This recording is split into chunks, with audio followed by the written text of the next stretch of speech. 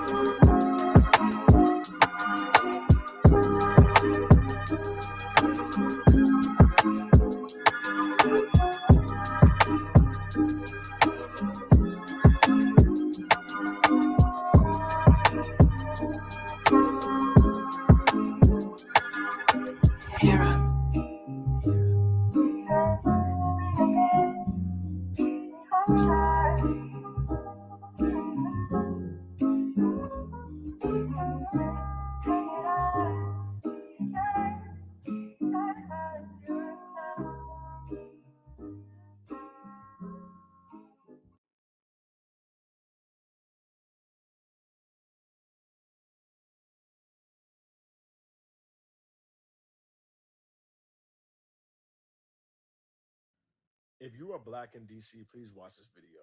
You may have noticed, just like I have, that President Donald Trump has encouraged federal law enforcement agencies to patrol the streets of DC.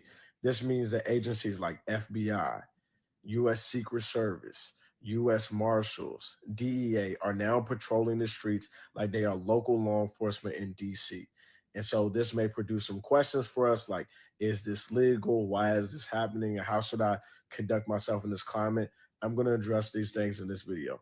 A few years ago, D.C. Council voted to allow federal law enforcement agencies to enforce local laws as if they are extensions of the Metropolitan Police Department.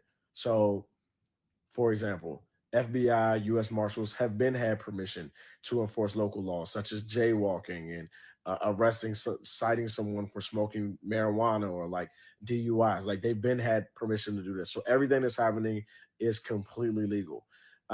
Why is this happening? I grew up in this area. From the time I was a child, there have always been rumblings of the Republican Party wanting to take over DC. Like since I was a child, everything that's happening has been said, and like cooler minds prevailed, but there's always been conversation from very far right individuals about taking over DC and what that would look like for them to own and control the city. So this has been a thing, a part of their conversation. I've heard this since I was a child. Finally, how do you conduct yourself in this climate? First of all, I want you all to understand something. Federal agents are not your police officers from DC. They're not. They're from all over the country and they've been assigned to this area. You could have somebody who's a federal agent who has never really interacted with black people before in their life. They could be from the middle of nowhere. They became a federal law enforcement agency, whether it was Homeland Security or DEA. They've never really encountered black people other than on TV. And now they're a federal law enforcement agent. And President Trump has given them license to patrol the streets. A second thing, they are not trained like local law enforcement to patrol the streets. They're not. They don't have the same de-escalation training. They're not taught how to identify people. They also don't have the experience. So it is a very dangerous thing. And there are some people in DC who are like, oh, this is going to clean up the street. What makes you think that? I have 3 degrees. I look no differently from anybody else who's out here. I look no different from somebody who may be breaking into a car. This is not going to make the street safer for anybody. It's going to make it dangerous for all of us. So, how do you conduct yourself?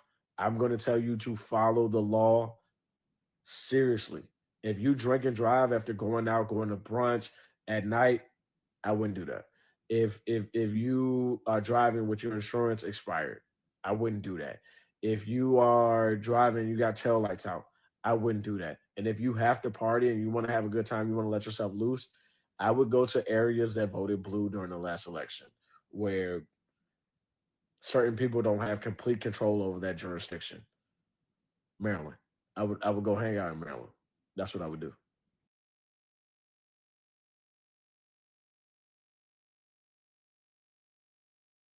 If you think Trump's plan to take over DC's police department is about catching crime, it's not. This is about stoking white fear, making Black people seem dangerous. The Trump administration wasted no time, less than half a day before posting photos of Black men they've arrested on the official White House social media pages. It's a calculated move to stigmatize Black people, especially Black men, as criminal thugs to be feared. There is not even a single white man that they have arrested and posted on the social media page, y'all. Here's the truth. Violent crime in DC is at a 20-year low. It's dropped since 2023 and 2024. White folks will think this is solely about distracting from the Epstein files, but the harm this stigmatization will have on our communities will be widely felt for Black people. They've been running this playbook on Latinos since Trump took office. Now they're turning it on Black communities, an anti-Black, anti-brown campaign dressed up as fighting crime. This is even worse than when the Clintons labeled Black youth in our communities as super predators, because MAGA is creating the image of what a super predator looks like. Black people with children in DC, watch them, especially watch your boys, because racial profiling and police violence is about to skyrocket there. Y'all be safe.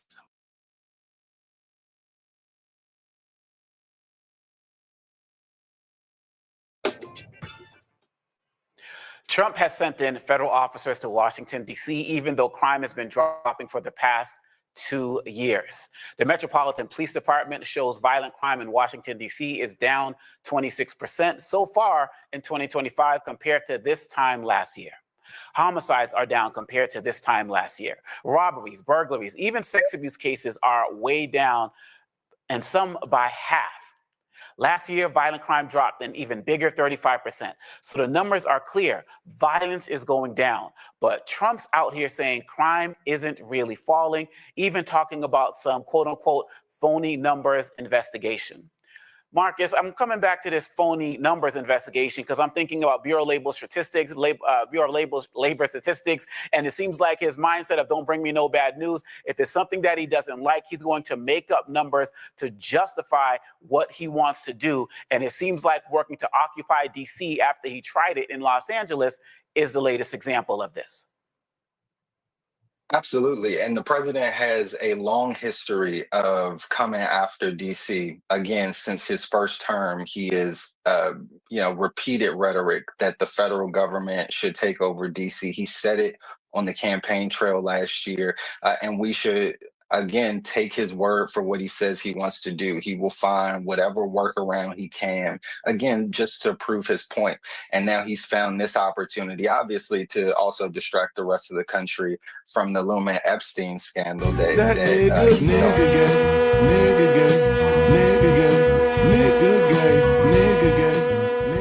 went through. But, it also is a good opportunity for him to, quote unquote, flex his muscle. And yeah, if he can do it standing on top of some fake numbers about how Washington, D.C. is the worst city on the planet, he's willing to lie and obfuscate to do that. But to your point, the numbers don't lie. We are not a perfect city, but local leadership has worked very hard, and local leaders on the ground have worked very hard to wrap our arms around folks struggling in our community, to get them in housing, to get folks off the streets, to put young people into productive programming. And I think he's only disrupting the work that we've been doing over the last several years. And Joy, I want to come back to you. I know you had a comment to make, but I also want you to speak. I can't let this go on any longer without doing any commentary. I just can't hold it back. First of all, good morning. Good morning. Thank you for tuning in. Shout out to everybody in the chat. I know I got a couple of donations earlier when we were streaming from Nidish's channel. Shout out to everybody who supported that stream. Hit that like button. Welcome to the show. We are kind of recapping yesterday's events. It's going to be basically 30 days of terror in Washington, D.C. Allegedly Trump is bringing back rough rides and police brutality. I hear they're going to hit somebody with the Diallo stick. They're gonna just unleash holy hell on DC now because of Trump. All crimes are legal if you're a cop. If you're police in DC right now, all crimes are legal. It's like the purge for police, right?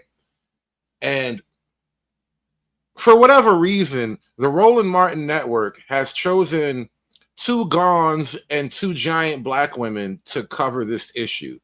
And I was immediately struck by this image. Like, symbolically, you guys are like the reason why the community is in chaos and it has to be policed by an outside authority. Between the Gawns and the big giant big mamas, can't get nothing done right in this community. On the optics of the fact of them turning over so much of this authority to Pam Bondi and taking away the responsibilities and authority of the black women leadership here in Washington, D.C. I want to get your thoughts on that in addition to what you were about to speak on earlier. Yeah. Well, a couple of things. Let's be clear. The mayor has been clear. They have not taken away her authority. They've layered her, to be sure. But the Metropolitan Police Department is still in charge of the. She does not have authority over the police department anymore.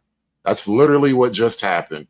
Trump stepped in, bigfooted the whole situation, and now he's the mayor. All right. Trump is basically the mayor of DC right now. That's really what's going on. Trump is basically the mayor of DC. And y'all just on some hoes mad right now. Trump is running everything with an iron fist. You're the mayor, but you don't really matter right now. Trump came to town, kicking over buildings like Snoop Dogg. It's a wrap. Shut up. I'm the movement. Shut up. I'm the move. Where's the movement? I'm the movement.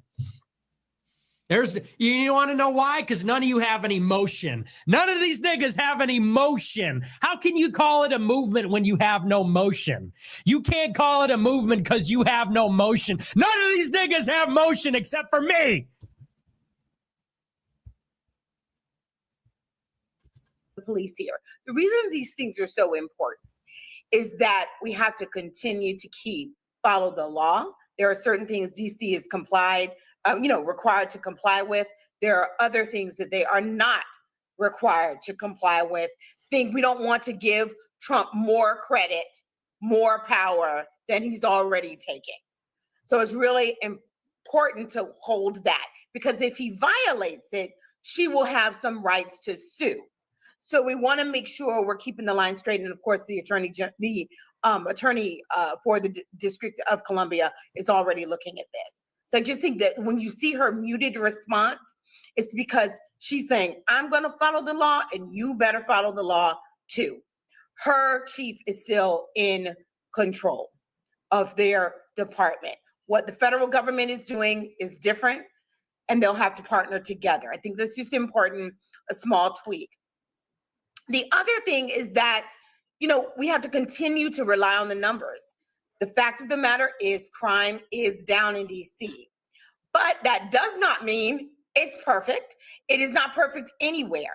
What this is Donald Trump trying to make a play so that he can take over not just DC, but other cities as well. Obviously, it's easier here in DC because it's not a state, which I thought the mayor was very right in saying, if you are a Democrat in Congress who believes that DC, who's grieving what's happening to DC right now, you have no one to blame but yourself. Because when you They are grieving. They are grieving. Trump came into town like RoboCop. And they are grieving right now. Matter of fact, RoboCop isn't even enough. What was my other one? What was that one with Sylvester Stallone? Judge Dredd. Trump is in DC now like, I am the law. And they're grieving. They are literally grieving like someone passed away. And I'm just waiting for the countdown till a federal officer has to shoot one of you niggas with a long rifle because you wouldn't act right. Shout out to Dolomite with that 5-ball. A few dollars in the hat. Niggas are gone nig. Yeah, listen, man. They gonna do what they gonna do. If you think I'm here to play around with y'all, God damn it, I'm not. All right. Had an opportunity to prioritize DC statehood. You did not do it. One thing we can say for Donald Trump, he uses every opportunity at his disposal. He has always wanted to take over DC. He's using a moment where he needs a distraction to do it. That's what this is, about. Right. We don't always use the moments when we have them. That's the real problem here. But I will wrap up just to say that with respect to this, we're going to have to be mindful of him as soon as that 30-day mark is. We have to make sure he's going to Congress. If he doesn't do it, the longer he does it, the more it invalidates the notion that there is an emergency. We have to continue to ask, what is he looking for? The mayor said that today. What is the president looking for in order to declare that this is no longer an emergency? We know it's BS, but we have to play it a little longer. And while we are waiting, if there are additional federal resources that we can use to make DC safe for the people who live here. I realized the resources argument, it's low key like an extortion argument. If you don't pour money into my community, whatever that means, then we will rob and loot and assault and just generally cause mayhem unless you give me resources, right? It's like when the mafia shows up at your little coffee shop. It's like, hey, there's a nice little shop you got here. It'd be terrible if something happened to this place. And then they kick over a garbage can on their way out the door. For the people who live here, use it. Use the moment. Yeah. Absolutely. Yeah. Yes, Marcus, go ahead. Yeah, I was going to say, I for sure think that there is some practical application on the ground for cooler heads for some of the leaders in our city who have to manage this relationship. I don't think that should be an instruction for any Democrats around the country, right? We don't need to watch them play this out. We need them to stand up for us right now. You're absolutely right. Democrats missed an opportunity to protect the residents of the District of Columbia from this onslaught by not granting them statehood. But we have to know that every day, every hour that President Trump and his cronies have this increased authority over the lives and freedom of Black people in the District of Columbia is a day and hour of danger that we must keep preventing. So we have to pour into our communities, but national Democrats need to stand up right now, right, and become the alternative, present democracy for the District of Columbia. It's going to be an uphill battle, and we've got iterations to this fight, but God damn it, somebody needs to stand up right now and say that this is not about public safety. It is a power play, and we need to resist that power play that Trump is having on an all-Black city, because it will be somebody else's Black city next. And finally, to you, Kelly, when we saw some of these ICE raids and people said, Latinos didn't care, many of them voted for Trump, and now they're finding out, and so on and so forth. Many of us here at the Black Star Network were saying, be careful, because once they start coming for one group, they're coming for everybody. What I'm noticing, Kelly, is that some of the people who are also going to be on these streets patrolling, in addition to the National Guard, are also going to be ICE agents. What? We getting the Mexicans out too? Oh, stop. Listen, we working overtime. All right, we need to put out a POC public announcement. This is a public safety announcement for the POC community. Do not be a Black or a Mexican in the Washington, D.C. Capital District area. I say again, do not be a Black or a Mexican in the Washington, D.C. Capital District area. They have lists. They have pictures. They are coming for you. And so if you Black, It seems like they could be, if they take you off those streets, or if they take somebody who's unhoused off those streets, you're not necessarily going to the DC jail. You might end up being deported to Rwanda or some of these other places. Can you talk a little bit about the moment that we're all about to find out how much this is problematic for all of us and not just one particular community? Imagine crossing the border from Mexico into America, taking up one of those underground Mexican railroads until you get to Washington, D.C. And now you're living your life in D.C., you know, viva la Washington. And then one day Trump comes to town, throws you on a bus, and you wake up in like Liberia or something. That's a hell of a ride, man. You should write a book. Sure. I mean, I want to push back on that sentiment a little bit, in that just because we said this particular group is going to find out is not to say that we didn't know that we were also going to find out. But I think some of us didn't think that we were going to find out. But I agree that many of us didn't feel that way. But for some of them are like, oh, we didn't know this was going to be us too. But go ahead. Oh, see, it was an us issue from jump for me. Like, there was no separation. I was upset with the Latino community who voted for Trump because they thought they were othered from us. That's right. Right? That's right. Like, we are all minorities to racist white people. They truly don't see color. They just see black and white, which ironically are neutrals. They're not technically colored, right? But I digress. But when it comes to this situation and how we're about to find out in this situation, frankly, it is just disheartening. Now, especially in DC, voted against this, right? Like, if you look at the numbers of how the votes broke down in DC and the surrounding DMV area. Y'all voted against this? Y'all didn't want Trump to come in and clean up the mess? Y'all voted against this thing? That's weird. We did not choose this. So this is truly oppressive for those of us who live here. I live in DC proper, and I am from DC proper. I did not vote for this. I did not choose this. My family did not vote for this. My family did not choose this. And damn, that's terrible. That is really horrible. That is so oppressive. None of them voted for that. None of them voted to have the big white man bring all of his big machine guns into DC and arrested bad people. None of them voted for that. And now they're being oppressed because they're black. They have rights! They have rights! So fucking what, man? Still going to find out. And that is what's heartbreaking about this. The fact that we are merely just pawns at 34-time convicted felon. It is ridiculous. No, thank you for that. Thank you for that. We're going to get some of the audio fixed as we get prepared to go to this break. But I wanted to thank you, Marcus Batchelor, for joining us. And please keep us posted on what your organization is doing so that we can continue to amplify it. Thank you so much for joining us. Thanks for having me. And we'll be right back with more Roland Martin Unfiltered right here on the Black Star Network.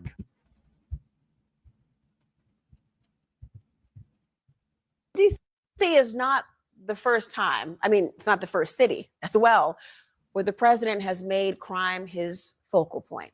Remember, it's not even the first year he said it. He did it in his first term when he was president before. He did it during the campaign in 2024, trying to be president again. He did it 2 months ago, actually, when he deployed nearly 5,000 National Guard troops to LA. That was to end protests against immigration raids. Remember that? Well, that move, you know, is still being challenged in court, and we haven't seen the end of that yet. But he gave a warning to leaders of other, what he knows as blue cities. He might be next. We have other cities also that are bad, very bad. Coming for you. We're coming for you. Just know that we are coming for you. Whoever you are, you know who you are. We are coming for you. Look at Chicago, how bad it is. You look at Los Angeles, how bad it is. We have other cities that are very bad. New York has a problem. And then you have, of course, Baltimore and Oakland. We don't even mention that anymore. They're so far gone. 1, 2, Trump is coming for you. 3, 4, better lock your door. 5, 6, get a crucifix. 7, 8, don't you stay up late. 9, 10, Trump's president again. You know, I have to wonder when I was watching him earlier, what each of the mayors of those cities were thinking when they were called out, whether it was accurate or not, what their reaction might be. So I invited one on. The mayor of one of the cities that Trump said might be on deck. He joins me now. It's Mayor Brandon Scott of Baltimore, Maryland. Mayor, welcome. You know, as I mentioned earlier, look, people have to feel safe. And you can give them all the stats in the world. If they don't feel it, then they're not buying it. You, of course, know that in... You never trust niggas' numbers, bro. Never trust niggas' numbers. Always bring your own scale. Niggas lie to you right in your face, bro. Never trust niggas' numbers. You always bring your own scale, man. That's why they started selling pocket versions, because you can't trust niggas' numbers. I got a pocket scale because niggas lie. Your district, in your state and city, excuse me, it's different than Washington, D.C., right? Because the president is able to send in the National Guard and take over D.C. police for a period of about 30 days. But a military presence in Washington, D.C., is that the right way to fight crime here, given your experience in Baltimore? No. And I think we all know that, right? And we all know what the president is doing is really just spitting this right-wing propaganda and using the media and the bully pulpit of the highest office of the land to push things that we know. No one in D.C., my sister mayor is not saying that they don't have issues to work on, but the reality is that D.C.'s violent crime is at a 30-year low. And quite frankly, that's the case for cities around the country. I think it's very notable that each and every one of the cities called out by the president has a black mayor. And remember, when they say 30-year low, they are saying DC violent crime is back to crack wave epidemic numbers. Think about that for a minute. Crime is low because we're back to crack wave epidemic numbers. That means it's low. You see what I mean about numbers on the graph go up, numbers on the graph go down? What do these numbers really mean in your actual life anyway? It's just a graph. Graph's gonna do what a graph gonna do. most of those cities are seeing historic lows in violent crime. In my city, in Baltimore, we have the fewest amount of homicides through this date on record. That's 50 years, a 50-year low. Maybe we are too far gone from the broken right-wing policies of zero tolerance policing and all the things that did not make our city safer for all those many years. But we know that having the military there is not the way to do it. The way to drive down violence in cities has been proving. Mayors across the country have brought together law enforcement, the legal community, the actual community through community violence intervention work to reduce violence across this country and cities to lows that we have not seen in decades. The president could learn a lot from us instead of throwing things at us. You know, interestingly, hearing your response, very different than your sister mayor here in Washington, D.C. She walked a fine line with her response, saying that there was no emergency conditions in D.C. She did not openly criticize the president like others have, and perhaps justifiably so. But as I mentioned, different leverage, right, from your counterpart. Baltimore, the District of Columbia. I mean, the license plates alone here remind people about no representation and no elections being able to be voted on by the people here at the federal level. So does that lack of leverage, do you think that explains her approach compared to what you can say?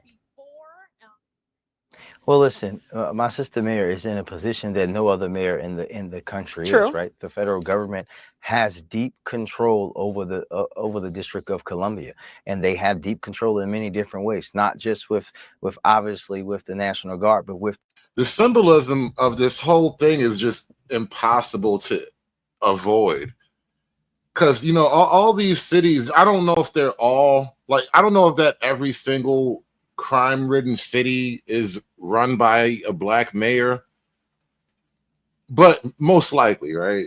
There's definitely a trend here. And when you run into these cities, if he wants to go to Chicago, Baltimore, DC, New York, it very much looks like the white man is telling you black folks that you just don't know how to run your stuff, man. You got to tighten up. The purse strings.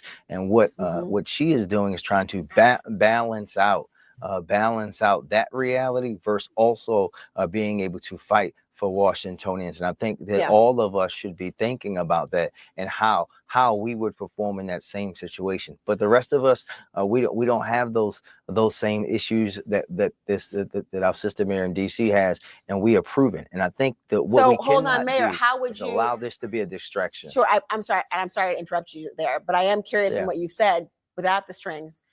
What if the president picks Baltimore next, given the decrease in crime rate, the job that you have done to lower those numbers? You talk about the historic lows. How would the city of Baltimore, under your leadership, react if President Trump orders the National Guard and the FBI into Baltimore? Well, listen, we would take, as we have seen before, we would take any legal action or any action that we can to work to prevent that. We've seen this and have had this threatened before in 2020, following George Floyd's murder. This isn't the first time on this rodeo, but the reality is that we all know this is a distraction. The president does not want the American people to hear him answer questions about the economy or the Epstein files, or that the country has lost its state in the world, or that we're a less safe nation because of some of the actions that he has taken. And what he's doing is dog whistling through these right-wing propaganda and, quite frankly, racist viewpoints that they have about these cities, and trying to convince the American people. Now it's racist to notice how violent the majority black cities are. Don't be racist, y'all. Just keep your head down and stop noticing things. That makes you racist. That what they know is not true. The reality is no mayor is out here saying that we don't have to deal with crime. That's our number one issue that we deal with each and every day. But what we are saying is that right now we're safer than we have been in decades, in my lifetime, in most cities. And that's something that each of these mayors should stand on, and something the president should be coming to work alongside them to continue that partnership, which, by the way, has included the local federal law enforcement agencies over these past 4 to 5 years. Why disrupt that simply to push your own agenda? Do what's right for the people. I'm guessing the president has not reached out to take some guidance or advice from somebody like yourself who has decreased the crime rate. Am I going on a limb by saying I doubt he's made that call? No, they have not, unfortunately. But we still have a great working relationship with our local federal law enforcement partners. I had the opportunity to stand with some of them just a couple of weeks ago, and we wanted to continue that partnership. And we're going to remain focused on reducing violence in Baltimore. We won't get caught in the dog whistling. Mayor Brandon Scott, thank you for joining. Thank you. You know, I need to hear from someone who knows a thing or two, especially.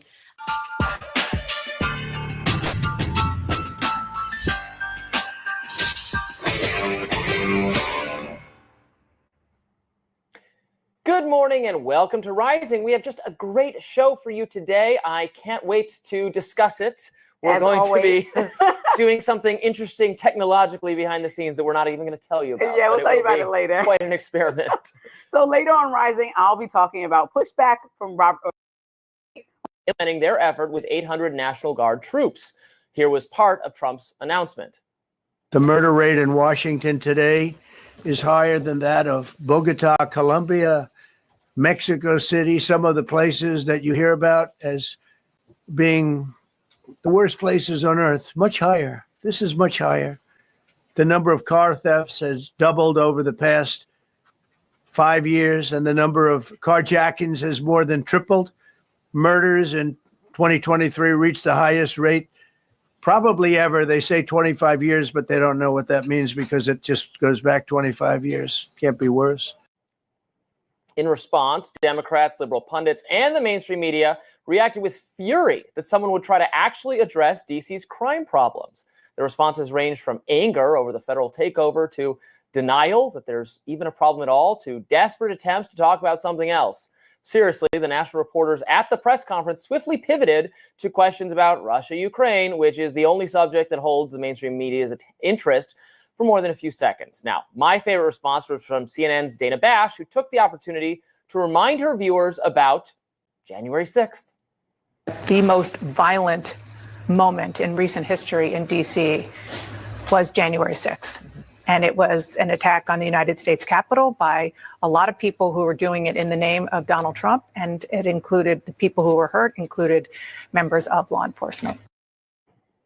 Okay, look, January 6th was in fact very bad. It's bad when protesters fight with cops, and it's bad when they smash windows, something left-wing protesters did in DC throughout the summer of 2020, But most violent moment in recent history, what is? SKC says this really shines a light on how incompetent elected Black leadership is. And that's very, very true. But I think what Trump is doing is also shining a light on just the broad, widespread corruption and incompetence of the entire Democrat liberal establishment. Whether you're an elected official or you're just some sort of local government official or whatever, or you're a part of some NGO organization, like what Trump has done with immigration and now with crime, he's just revealing how corrupt and incompetent everyone is. What does that even mean? Here are the actual facts. Violence in Washington, D.C. spiked massively as a result of the pandemic, reversing a trend of greatly declining violence since the mid-1990s. D.C. saw an unprecedented wave of carjackings and more murders in 2023 than any previous year on record. Now, look, it's also true that violence has declined since then, and that's great. It should be recognized and celebrated, with the caveat that a DC police commander was suspended for falsifying crime data a few months back. What's really going on, in my opinion, is that three basic realities about crime and disorder in DC are being conflated. First, DC has plenty of gang-related violence that is not random. The victims of these killings, which are usually shootings, are typically other gang members. Disproportionately, this violence takes place in poorer and historically unsafe neighborhoods. This is the same kind of crime that many large cities struggle with, from Chicago to Detroit, to Philadelphia to Baltimore, and so on. The way to address it is to investigate and solve more murder cases by giving homicide detectives more resources and then actually prosecuting unlawful firearm possessions. We have to take away guns not from law-abiding citizens, but from individuals who are already disqualified from having weapons due to prior convictions. Any city that does that will substantially reduce its violent crime problem. What if you just took the guns from Black people? Well, most of them, not all of them, but the young teenagers that be holding the guns sideways and stuff, like, take it from them. They'll need those. Now, the second issue is mentally ill drug addicts occupying public spaces and setting up tent cities. I hate mentally ill drug addicts. Mentally ill drug addicts just get on my nerves, man. Every time I step out the door, I just look, all I see, mentally ill drug addicts, man. I'm telling you. Mentally ill drug, I love that euphemism. This peaked during the pandemic itself, when vagrants turned Union Station, one of DC's most beautiful spaces, into a shanty town for addicts. Note that this isn't actually the city government's fault. Federal property, like the green space in front of the train station, is actually managed by the feds, who were just not doing a very good job during the pandemic. Thankfully, those tent cities are now mostly gone. The third issue, and by some measures the most concerning, in my opinion, since it's quite new and novel, there are informal gangs, bands of teenagers entering more affluent, theoretically safer areas of the city and engaging in violence and vandalism. So the kids from the poor neighborhoods are leaving their slum, because Trump said he's going to get rid of the slum.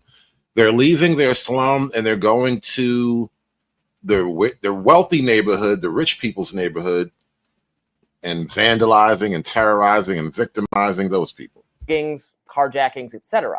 This category of crime is what has prompted Trump's decision to take over the police response. A 19-year-old former employee of Doge was attacked over the weekend by a group of unruly teens. Now, as a citizen of Washington, D.C., This is the sort of thing I'm most worried about. I've seen it in my own neighborhood this summer, which prompted the... As a young white urban professional, he is most afraid of being accosted violently by negatively spirited teens, by angry young citizens, you know, by mentally ill drug addicts. This is what terrifies him most as a young white urban professional. Area of DC I live in to start enforcing curfews for teenagers. Anecdotally, a more robust police presence has deterred this kind of crime, at least somewhat, where I live. Yes, for teens. Got to watch out for those teens, man. You know how violent, how criminal-minded these teens are. Never know. Just look over your shoulder. There could be teens here, man. Now, as Trump grapples with these waves of carjacking teenagers, I'd say that the main thing is for the police to just be more available. I don't want to turn DC into some kind of authoritarian surveillance state where every kid is stopped when he gets off the metro. But more law enforcement officers on our streets monitoring the situation will mean a reduction in crimes of opportunity. And as for all the CNN liberals screaming about Trump's decision, they may be complaining about it on your televisions, but they certainly aren't complaining about it in private. On the contrary, it's readily apparent to most people who live in DC, Democrats and Republicans, that something has gone very wrong in the nation's capital. I think the conversation is and that you're moving here, so you have an interesting... Skynet 1.0, where they tweak the algorithm to only focus on niggas. They didn't tell you that part in the Terminator universe. They originally implemented Skynet 1.0 strictly for niggas. And then it just went haywire and started attacking all the other people. But originally, they brought Skynet out strictly for niggas, and that's what Trump is going to do. He's going to bring Skynet to D.C. right now, strictly for niggas. Perspective. You've seen, to heck with it, I'm coming here. I've lived in North Philadelphia too, because I went to college at Temple, and I think it's all relative, right? When we talk about the numbers of actually things happening, there are cases to be argued in places like Philadelphia where the crime rate was the highest in the country. DC is not even on the top.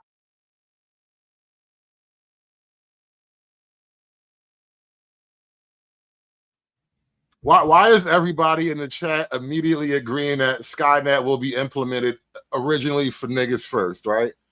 It'll go off the rail once it gets rid of niggas. Once they deal with enough niggas, it's going to start expanding the algorithm, and next thing you know, it's going to go haywire. Niggas instantly understand that. It's weird how everybody automatically agreed with that one.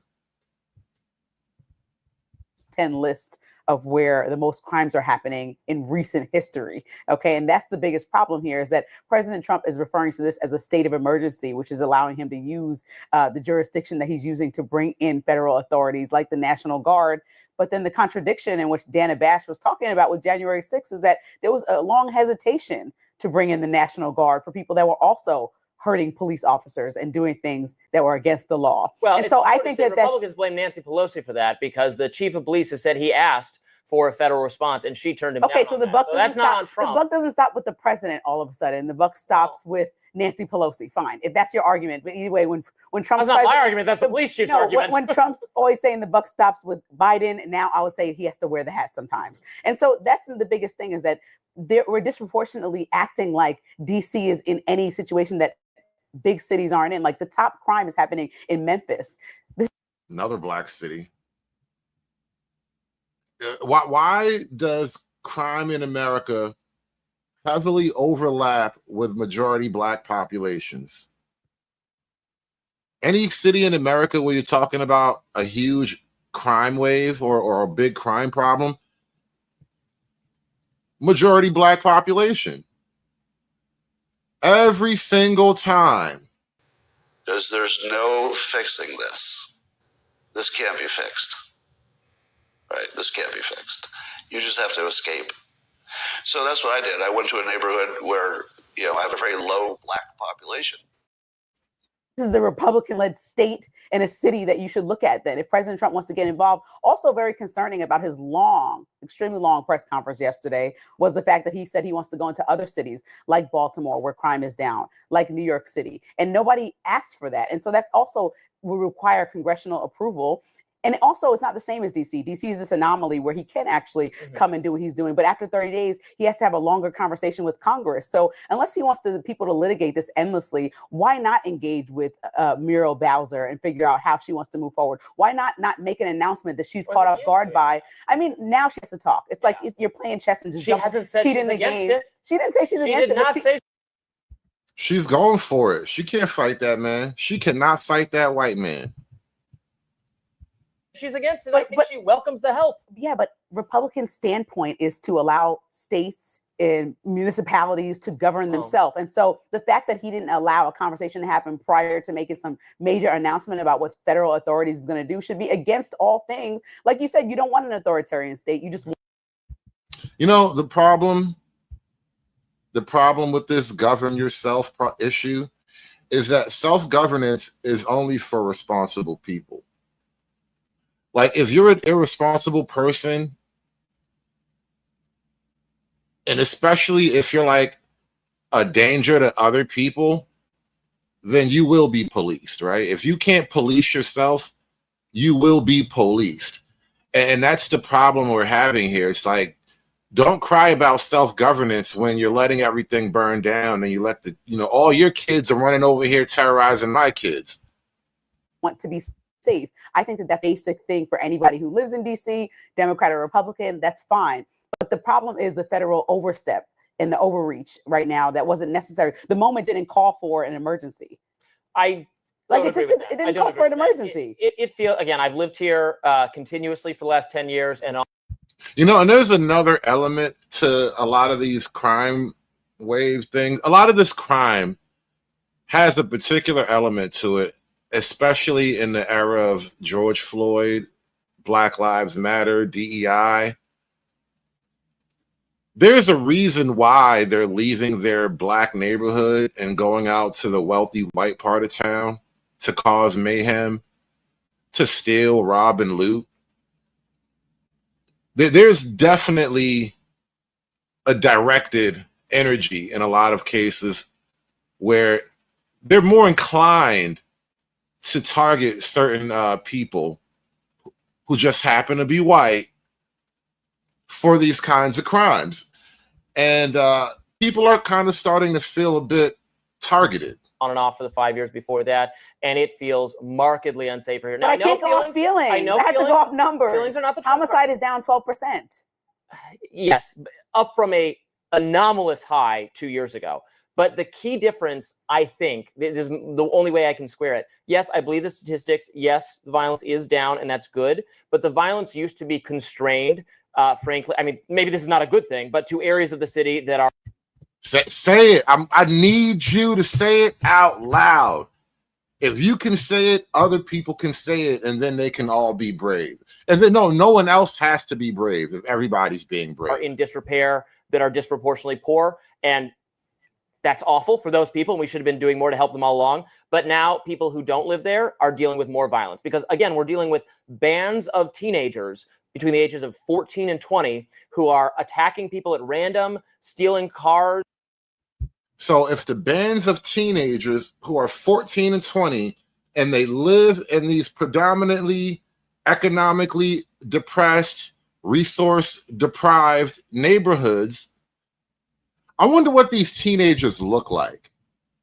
And if these teenagers from these particular neighborhoods are now leaving, they're traveling, they're commuting to other neighborhoods to commit these crimes, I wonder what those victims in that neighborhood looks like. I wonder what those neighborhoods look like compared to these neighborhoods. I wonder. It's wonderful that I wonder. I'm so wonderful. I am full of wonder. Way more crimes of opportunity, not just it's previously it's gangs shooting other gangs, predominantly shooting other criminals. Again, I'm not saying, oh no, that's fine then. People dying is people dying. But now people who are not in the game of crime are being victimized at much higher rates. That's what I think the statistics are not exactly showing. People who are not in the game of crime. Is that another euphemism? You know, a woman was attacked by 4 teens who are apparently playing the game of crime. Is that, do we just have another euphemism? Did we birth another euphemism live on air? The game of crime? Shout out to the deadliest game. It's the most dangerous game, the game of crime. It's the forbidden game. It's the lambada of all games. True Hype with the $10 super chat. Funny how when people are talking about this stuff in a vacuum where they are unaffected, they get real idealistic. But let them get mugged by the reality of the situation and they turn like Anna Kay did. You know what? That's a great point. I'm going to pull up a conversation I was having with the Bracey guy just yesterday. There's so much for me to unpack here, but I know we're going to be talking about it probably as long as this presence exists in DC. So, you know, yeah, we're gonna move on from that. I was having a conversation about the need to police yourself. You know, interesting viewpoints were shared here. I don't know. Maybe you just being a contrarian, because I don't know if you actually believe the things that you are saying. I'm not sure. And by the way, shout out to True Hype for the $10 super chat. Be like True Hype, y'all. Do me a favor and smash that super chat button for me. Hulk! Smash!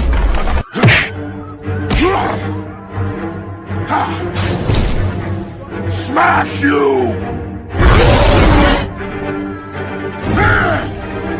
You make Hulk angry. You not like Hulk angry. Hulk no like fighting girls. And shout out to the Midwest Request member for 4 months. He says, and the Ann Coulter rule is in effect. The Ann Coulter rule is in full effect. If you don't know, the Ann Coulter rule basically means when you hear a crime being reported on the news and they use colorful euphemisms like, you know, teens playing the game of crime, drug addicted, mentally ill, homeless people, when they use all these clever, wordy euphemisms, it's a black. Because when a white guy does something, they'll be like, Scott Hendricks, 45 of Minnesota, he was on TV, he was seen beating his wife. Like, they have a full life definition when a white guy commits a crime. They show you his high school yearbook. They get his neighbor, they get his brother to do interviews with the news. But when it's a black, it's like four unknown assailants are wanted for questioning for assaulting a woman on camera. They never show you the image. You got to go on the internet to see if they're black or not. Oh, 100%. Because that just sounds wild to me. I don't know. Why would you go against your own best interest? Do your kids roam the streets at 4 o'clock in the morning? No. So they don't have the right to do that? They do. You just don't let them. Correct. End the story. Right, but that's a whole different topic. That's a whole different topic. If you're not willing to police and raise your children properly, somebody's going to have to. You can't escape that. Either we raise them or we hurt them. But if you're not going to do it right, something's going to get done. Yeah, but it's not for the government to decide what that is. It's not. It is for the parent to decide that, not the government. You mean the irresponsible parent that we can't count on anyway? It's their job to make decisions now? Yes. Well, hold on, Hood. Then if that's the case, should we have a criteria before you can even have a child? Shouldn't we just have wouldn't that, an ounce of prevention is worth more than a pound of cure type thing? You got to meet certain requirements before you can become a parent. You have to show responsibility. I wouldn't even go that far. I wouldn't even go that far, but I just Why wouldn't help not? you with free stuff. Just think about it. You would ensure that children are raised properly instead of just letting parents do whatever they want, and then it becomes a problem. You would already know that, okay, this person is ready to have children. We can let you have children now. Yeah, listen, you can have children if somebody wants to have your child or whatever. That's fine, but you shouldn't be given free money for it. That's the real decision making leverage, right? If you get free money for having children, you're just gonna make stupid decisions. Hold on. First So of all, get we're rid of the not. JPs and shit. Hold on. We're not talking about welfare right now, but we could pivot over to welfare. But right now, we're not talking about welfare. You want the government to give you money for free, but you don't want the government to tell you what to do with your little crazy, out of control children. Yet you can't see the connection between these two heavily connected issues, right? You somehow, it's like you're there, but you're just not really there. If you want the government's money, I mean, doesn't the government have the right to come step in, be like, hey, well, somebody has to take over here. I gave you all this money to help you raise your kids, and your kids are still terrorists. I mean, maybe I should just raise the kids for you. I don't know. Either way, the equation isn't completely balanced, so we're gonna have to figure it out. Right now, we're talking about the ability for Americans to govern themselves. That's what we're talking about. I don't care if single mom's doing a bad job. I don't care if dad's doing a bad job. None of that should matter. But they should have the right to make, as long as they're not abusing their goddamn child, because we all know what abuse is. So we're not going to act stupid to that. Abuse is completely different than, hey, I'm taking care of my child to the best of my ability. It's not being abused. He got food. She got food. She got clothes on her back. She got sneakers. I was talking about the potted plant method of child rearing that goes on in a lot of the single parent homes, and especially with the boys. And by potted plant, what I mean is, as long as they're fed and watered and they get sunlight, then parenting is done. And I see this sort of thing played out. I've seen it play out just in my travels across the Negroverse. A lot of the single moms, especially in the community, their approach to raising their children, especially their boys, is essentially the potted plant method. You know, make sure you get the plant some water, maybe drop some nutrient pellets in the soil or whatever. Put it in the window so it can get some sunlight. You know, feed, water, sunlight. That's it. Food, water, sunlight. And a lot of people look at that and say, well, I've done the best I can do. And you know what? Maybe, fine. If you've done the best that you can do with all of this given to you already, then your best just isn't good enough, and we have to do something else. We're going to have to send in RoboCop. We're going to put Judge Dredd in the RoboCop biosuit. That's what we're going to do. We're just going to up Judge Dredd a little bit. Robo Dredd.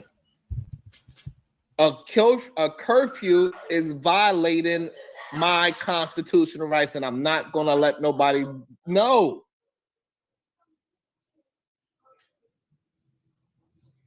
No. That is not for the government to decide if my kid get to go outside or not. That's insane talk. I think this is the part where I basically try to explain to him, technically your teenager doesn't quite have rights. I mean, like, yeah, you know, if police beat him up and all that, you know, you got civil rights, but they don't have full rights like an adult has, right? So the idea just doesn't really work in that same capacity. Even though you yourself wouldn't let your kids do it. Right, that's exactly, because I want to have the right to teach my children what and what not to do. That's why, because I want to have control of my own child. So I do not want government telling me what I can and cannot do with my child. And now notice he's low-key speaking on behalf of, because his children are home with him. He don't let his children run the street. He wouldn't let his kids get caught up at a teen takeover, at a flash mob in a quickie mart. But he's arguing that the teens have the right to be out after midnight so they can engage in this sort of behavior. That's why having a curfew for adolescents is a very slippery and dangerous slope that we should not allow it to happen. It's not slippery and dangerous. It's literally a normal, basic behavior. Is it a slippery slope in your house? And I already answered that question. I answered that question. No, so I do not want the government telling me, hey, your 16-year-old has a curfew. No, I'm going to tell my child it has a curfew. The government is not going to be over me from my child. My child's not going to listen because they're therefore now my child could just call the government and do whatever the F it want to do. Because you're not in control of your child. The government is. How does that make sense to you? I don't. I don't understand. That's maybe he missing his kids and he wants his kids to Black be Man Unfiltered. My gasket is flabbered. I do not understand it anymore. I do not get it.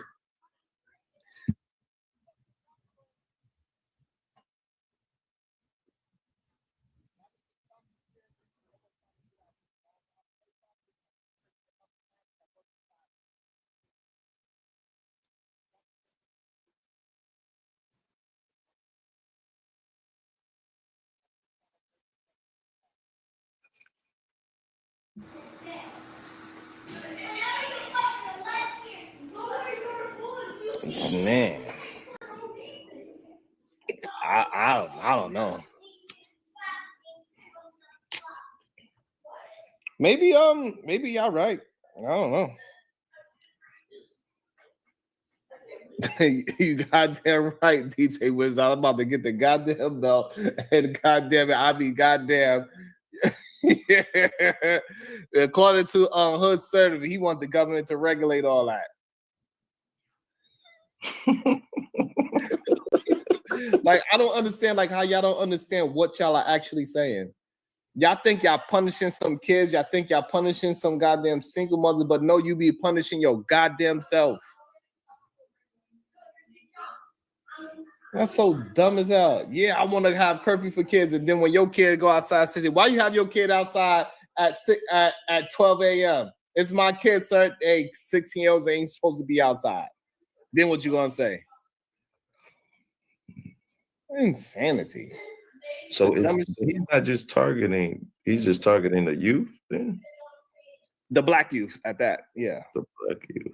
Yeah, because in DC they making so in DC now that he got the National Guard out there, he also saying that any juvenile outside past I think 9 o'clock, your ass is gonna get locked up. What is it, 1950? You can't be out past 9 o'clock, yo. That's Any juvenile, yeah. I could see maybe 2, even if they was gonna do something crazy like that, like after 12, but 9 o'clock. What am I, 13? Hey, come on, government, let me up. Let me stay out another hour. Yo, the crazy part, when I was 16, I was outside. Bro, the sun barely be down after 9. That's Yo, like, when you 16 in the summertime, you are outside all day and night. I don't know anymore though. These When the kids. takeover is going on, this is what happens, you know. No, you just outside at your homeboy house, sitting in the backyard, chilling, talking shit, playing video games. You are outside all night. It's summertime. Yeah. You ain't got no job. That is crazy. 9 o'clock is crazy. He might be. They saying he in the stage of dementia, man. And then I'm starting to think about it. What else he is doing is he's locking himself in too. You think about that. He ain't letting no. He got the National Guard around him. all in his castle, like a king. I think that goddamn Epstein file about to come out. That's why he really got the National Guard there. He's scared.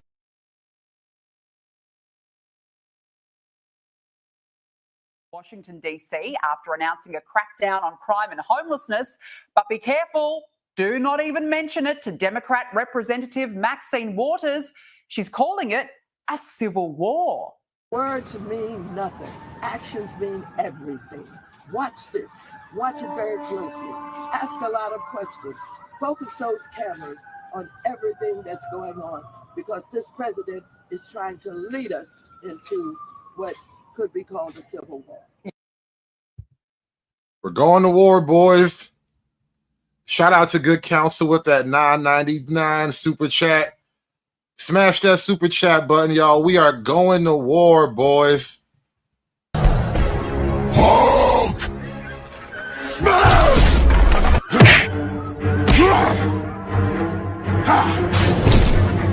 Smash you! You make Hulk angry. You not like Hulk angry. Hulk no like fighting girls. Yeah, clearly Maxine Waters' wig is really starting to have an impact on her brain. Meanwhile, Democrat strategist Jim Kessler had a peculiar take. If people are afraid to come to D.C., go to Disney World, get fat, eat French fries. I don't care. I've lived here 37 years. I am not afraid. What?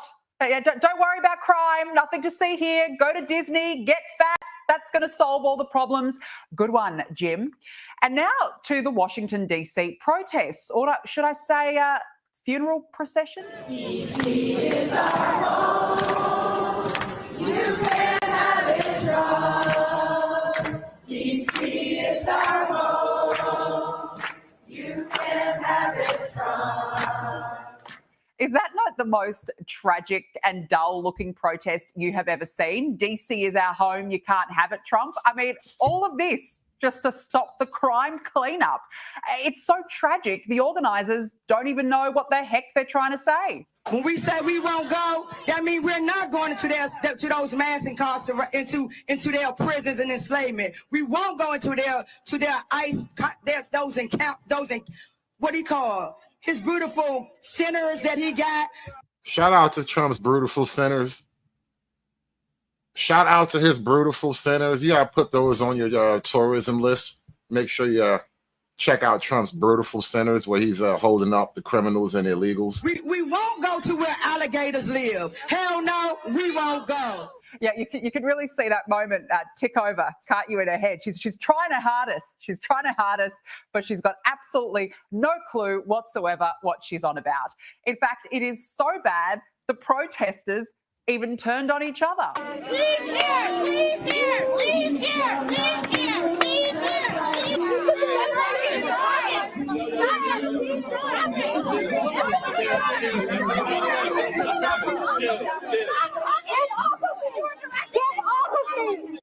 I mean, getting into a fight to prove that Trump doesn't need to crack down on violence is just peak.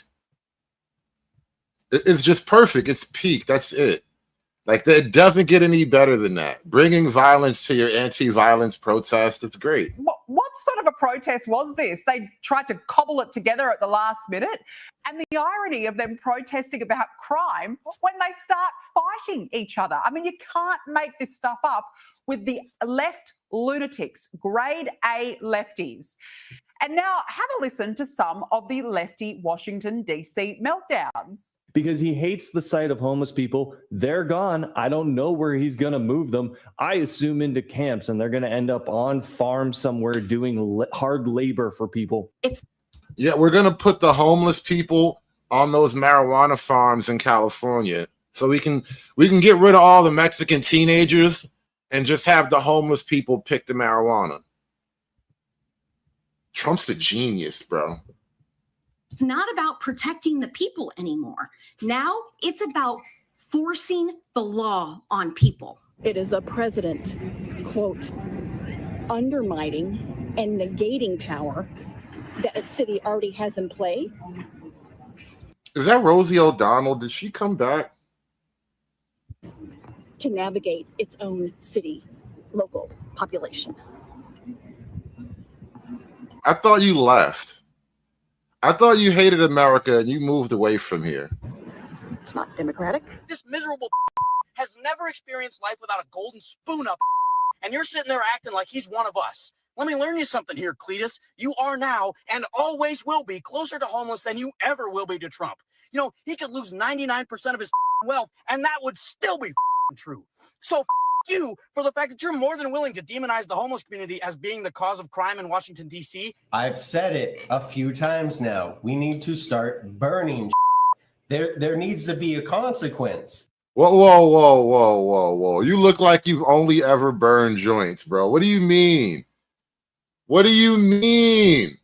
You want to start burning stuff? See, man, if you don't let the blacks do their crime, we will burn it down. All right? You have to give blacks their criminal reparations for slavery. That's freedom. We can't just let fascism take over. We can't let Orange Mustache Man, Cinnamon Hitler, we can't let him just do whatever he wants. Cinnamon Hitler sounds dope. That's going to be my stripper name. I think I'm going to start, I might start a second career. I'm going to take the ladies' adult world by storm. Cinnamon Hitler. Gonna come out on stage with German music. Ladies, welcome to the stage, Cinnamon Hitler.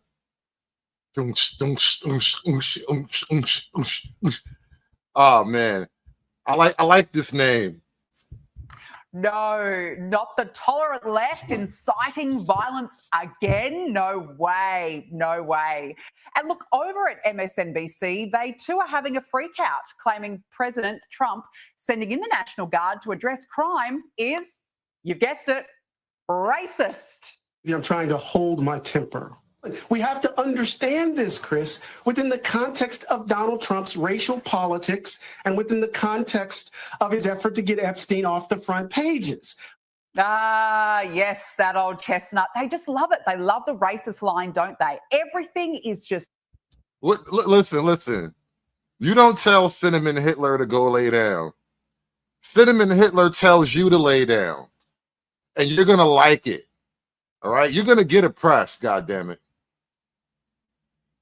Chocolate Bunny, Cinnamon Hitler is here to oppress you. All right? You go lay down. I'll deal with you in a minute. So racist with the left. Meanwhile, the crime rate is worse in DC than many parts of the world, but Dana Bash over at CNN is coming up with all sorts of excuses. I should note that the most violent moment in recent history in DC was January 6th. And it was an attack on the United States Capitol by a lot of people who were doing it in the name of Donald Trump. And it included, the people who were hurt included members of law enforcement. Well, this is just truly fanatical propaganda by a delusional woman, because Trump supporters actually died that day. She really is a useless liar. Now, former TV host and alleged interior designer Jennifer Welsh seems to have absolutely lost her marbles. She's gone on an unhinged rant suggesting Trump voters should not be allowed at Mexican or Chinese restaurants. I've had it with... Oh, this weird face chick. Jesus Christ. It looked like somebody slapped a face on top of her face, and it's just not blending in properly. Like the line, the two faces, like the creases where the two faces meet, it's just not blending well. But she got a face. She got a whole extra face on top of her face, and I don't even know why she needed the extra face. You already had the one face. Now you got two faces, and that's crazy. That's just not right. I want to jump to something earlier. I was over on the Nightish's panel earlier, and we got to talking about Orange Hitler. And you know, as Cinnamon Hitler, I had to speak up for the Hitler gang. But Dr. What's his name? 10th man up here, the Canadian gay man. He thinks he's gonna get put on a train or something. Space is called Victim Olympics. Are you saying you're more of a victim? I am in more danger than you, yes. You are out of your fucking mind. Are there any? Show me the laws that they're trying to put in place to say that we're not going to give black people the same rights. To niggas, what the fuck are you talking about? No, tell Do you me. know history? Shut the fuck up. Is there an executive order about black people? Red Illusion, I don't know how you feel about saying at least there's no women on the panel when there's a whole gay Canadian. I mean, that's like 2/3 of a woman, bro. What do you mean? We're going back to slave counting. Like, this nigga is like 2/3. He is 3/5 of a woman. This nigga gay and I'll drop Canadian. you if you keep talking over me. They used to tie ropes to niggas' legs and have a horse run that way and that way to split them apart. They used to cut women's stomachs open and grab their babies and throw them to alligators and call our fucking babies gator bait. And you're saying that because you feel some kind of way because a trans has equal rights to you because you fought for yours. That's somehow similar. That's why I don't fuck with you motherfuckers. I agree. Are there any laws being put in place right now to institute any of the stuff that you just said? Set us on fire, hung us, ripped us apart, and everything Used else. to. All that He's Canadian. They're This not shit gonna still do happening, that. stupid. He's in Canadian, bro. None of this is gonna happen to him. To the same. Imagine a Canadian in Canada worrying about an American genocide. Like, bro, nobody's coming for you. Stay in your cabin with your husband. I bet his husband's black too. He found the one other black gay in town and married that nigga. 10th man, you can't be this fucking lost. You can't be this fucking slow. You can't possibly be, and that's my problem with y'all. Y'all keep saying our struggles are the same. No, they are not. They not like us. If we can't have a reasonable Hold on, shout out to Dick Dog. Dick Dog with the fireball. He says, the thing I don't understand is that so many people call the orange man the mustache guy, but he supports the small hats. I'm lost. It's confusing. People are confused. I'm confused sometimes, bro. It's all confusing. It really is. It really is, bro. Stuff don't be adding up. People math don't be mathing. People equality don't be equivalating. How do it equivalate? It's all over the place, bro. conversation, I'll just go. I don't give a fuck if a bitch say that or a gay man. Don't give me fucking an opportunity to a good time. Just be about it. Don't talk about it. Yeah. So I'm going to try to be respectful. No, you said you would just go. Don't change your mind. Now, hold on. That was right when he was trying to kick him off the panel. Let's go back a few seconds before, because I understand that that's his issue, but please tell me how that's different from black people fighting for affirmative action and all. Because they aren't going to take you because you're black. Shut the fuck up while you said all that sensitive shit. I thought you were done. Go ahead. Let me ask you the question first, sir. Tell me. This is liberal, which is black technically, but this is liberal political discourse, right? Gays and blacks arguing about who's going into the camps, right? Political discourse in 2025. In a weird way, it's kind of like hilarious and based that you guys are even thinking like that. It's like, yes, be afraid, be very afraid. But on the other hand, like, nobody's really doing that to you, you know. At best, you might get a couple of noogies, a few wet willies. Somebody's going to get pushed into a locker. You know, children will be free to play games of Smear the Queer. It'll be like the 80s, bro. You guys cry too much. How that's different from black people fighting for affirmative action, which would have been a tangible that would have been beneficial to just black people, and it went all to white people versus what the fuck you just said. Tell me the difference. Get out of your feelings for 10 seconds and tell me what the fuck the difference is. It's not feelings when I fear to be thrown into a fire pit, right? So the difference is nobody's volcano, bro. Fire pit, a volcano. We're throwing 10th man in a volcano. All right. Somebody put $1 in the hat. We are starting a fund. We are building a volcano. And we're going to throw 10th man in the volcano. All right. We have to start the volcano fund with just $1. With just $1, you can help build a volcano that we can all collectively toss 10th man into. For just $1 a day, we can start Operation Volcano. All it takes is just $1. For just $1, we can build a catapult and a volcano, and we can really have some fun with this shit. We can strap them to a catapult and see who gets the closest. We can make this like a betting event. Who gets them closest to the volcano? Who actually gets the bullseye? We are gonna launch 10th man into a volcano. Matter of fact, not a catapult, a trebuchet. A trebuchet. We're gonna build a trebuchet and launch 10th man into a volcano. And scream it's MAGA country as he's flying through the air. as he's hurtling through the air, we're all gonna scream it's MAGA country.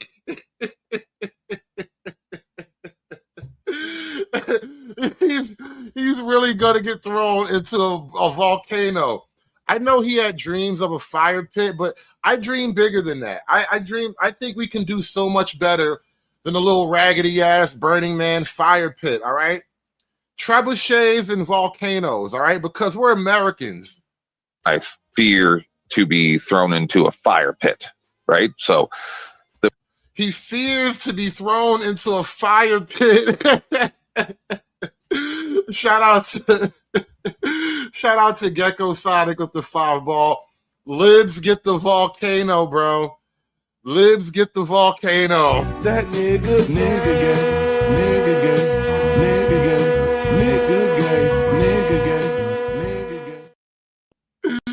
Oh my goodness. Hold on, I saw something. Shout out to the Midwest Request with the 99-cent super sticker. Thank you. Thank you. We are building a volcano. We are building a volcano. We're going to have a whole party. It's going to be a picnic. We're going to have a whole thing. It's going to be a whole thing. It's going to be a celebration. Invite the neighbors. Bring your girlfriend.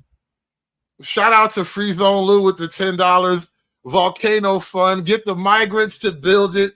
Cheap labor, win, US. This is how we do it. Gonna have Trump give a speech. The big, beautiful volcano. It's the best volcano ever, all right? Just the best. You know, these other guys, they build volcanoes. You seen like these Chinese, they build a volcano and it's all right, but nobody, and I mean nobody builds a volcano like Americans build a volcano. We're going to get Trump to give a speech on Volcano Day. It is going to be lit. It's going to be the best day ever. It's going to be a national holiday. Shout out to Free Zone Lou with the $10 drop in the volcano fund. Smash that volcano button, y'all. Hulk! Smash!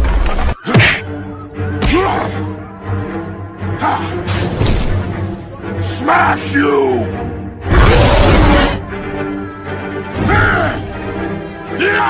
You make Hulk angry. You not like Hulk angry. Hulk no like fighting girls. Tell me the difference. Get out of your feelings for 10 seconds and tell me what the fuck the difference is. It's not feelings when I fear to be thrown into a fire pit, right? So the difference is nobody's volcano, bro. Fire pit of volcano. What you doing right? No, good service. Shut the fuck up. What you're doing right now is what these motherfuckers in these spaces call victim Olympics. See, Night-ish is too black. He's all caught up in his blackness. They were both having victim Olympics, technically. You know, Alligator Bay versus the volcano toss. I mean, this is technically the victim Olympics. This is the ultimate victim Olympics, all right? The alligator bait versus the volcano toss. This is peak victim Olympics here, bro. Yeah, and the fire pit was way less glamorous. Like, you guys do a fire pit in Burning Man like every summer. It's actually not that dope. A volcano full of robot alligators. You see? If y'all go to victim Olympics, let's really victim Olympic. All right, let's get some robots. Let's get some gators in there. Gonna host this thing on the top of a live volcano. Like, let's really victim Olympics, since you guys want to victim Olympics so hard. Trump is doing amazing things with niggas, bro. Trump got niggas on all kinds of shit right now. Everybody mad, bro.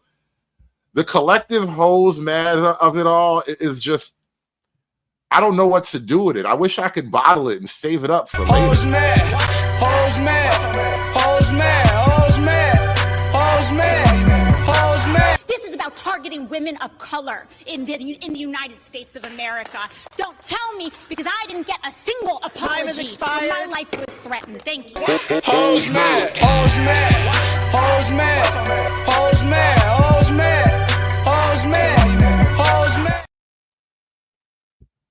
In Washington, D.C., President Trump says he is putting Metropolitan Police under federal control in order to limit crime. The president is also deploying 800 members of the National Guard in D.C.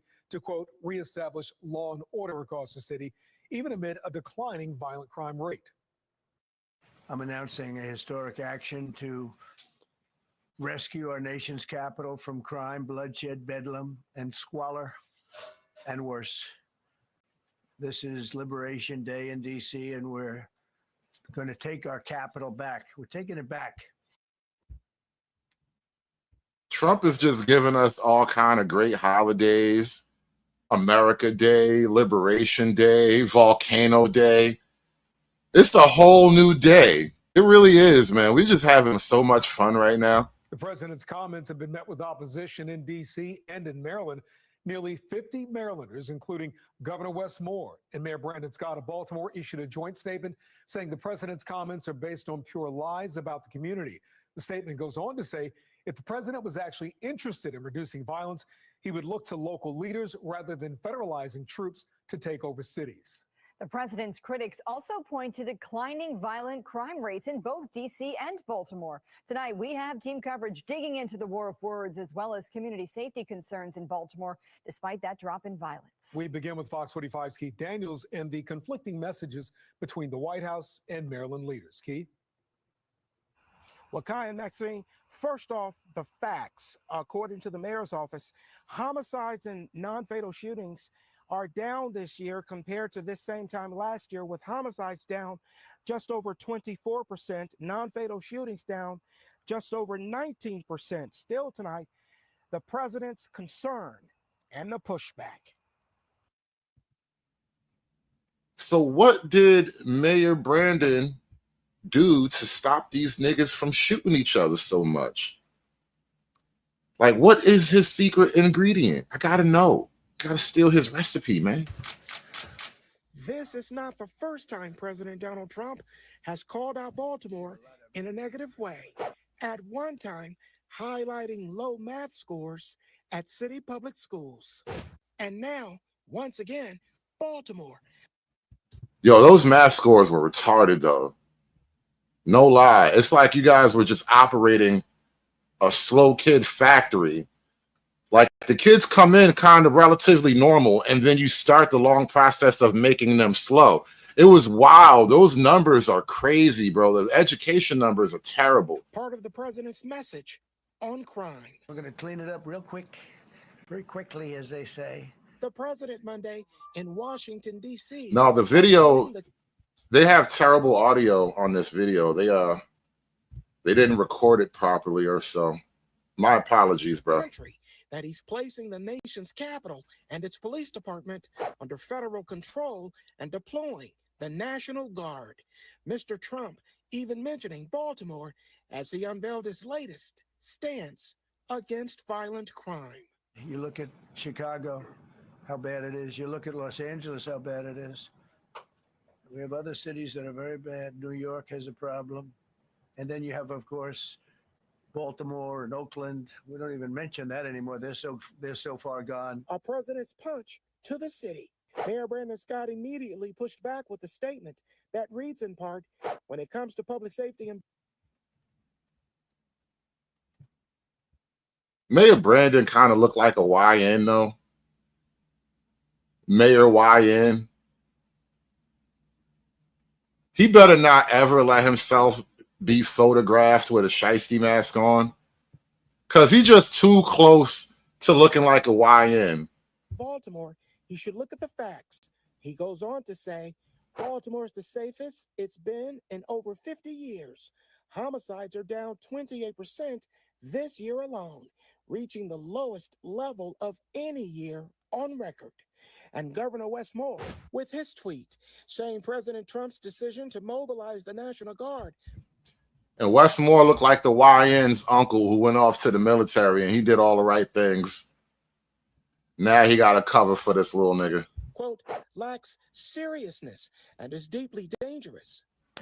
State Senator Justin Reedy, and D.C. has got a major problem. Does not represent Baltimore City, but he's a Maryland lawmaker, the Republican from Carroll and Frederick counties, who's weighing in now on the governor's comments. I can't understand how having more law enforcement resources on the ground in a place that is suffering from a lot of serious crime and a lot of petty crime could be dangerous. That to me is somewhat dangerous rhetoric, to say that somehow having our National Guard and law enforcement in a surge would be dangerous. Political punches from both sides that in the end, this is a distraction.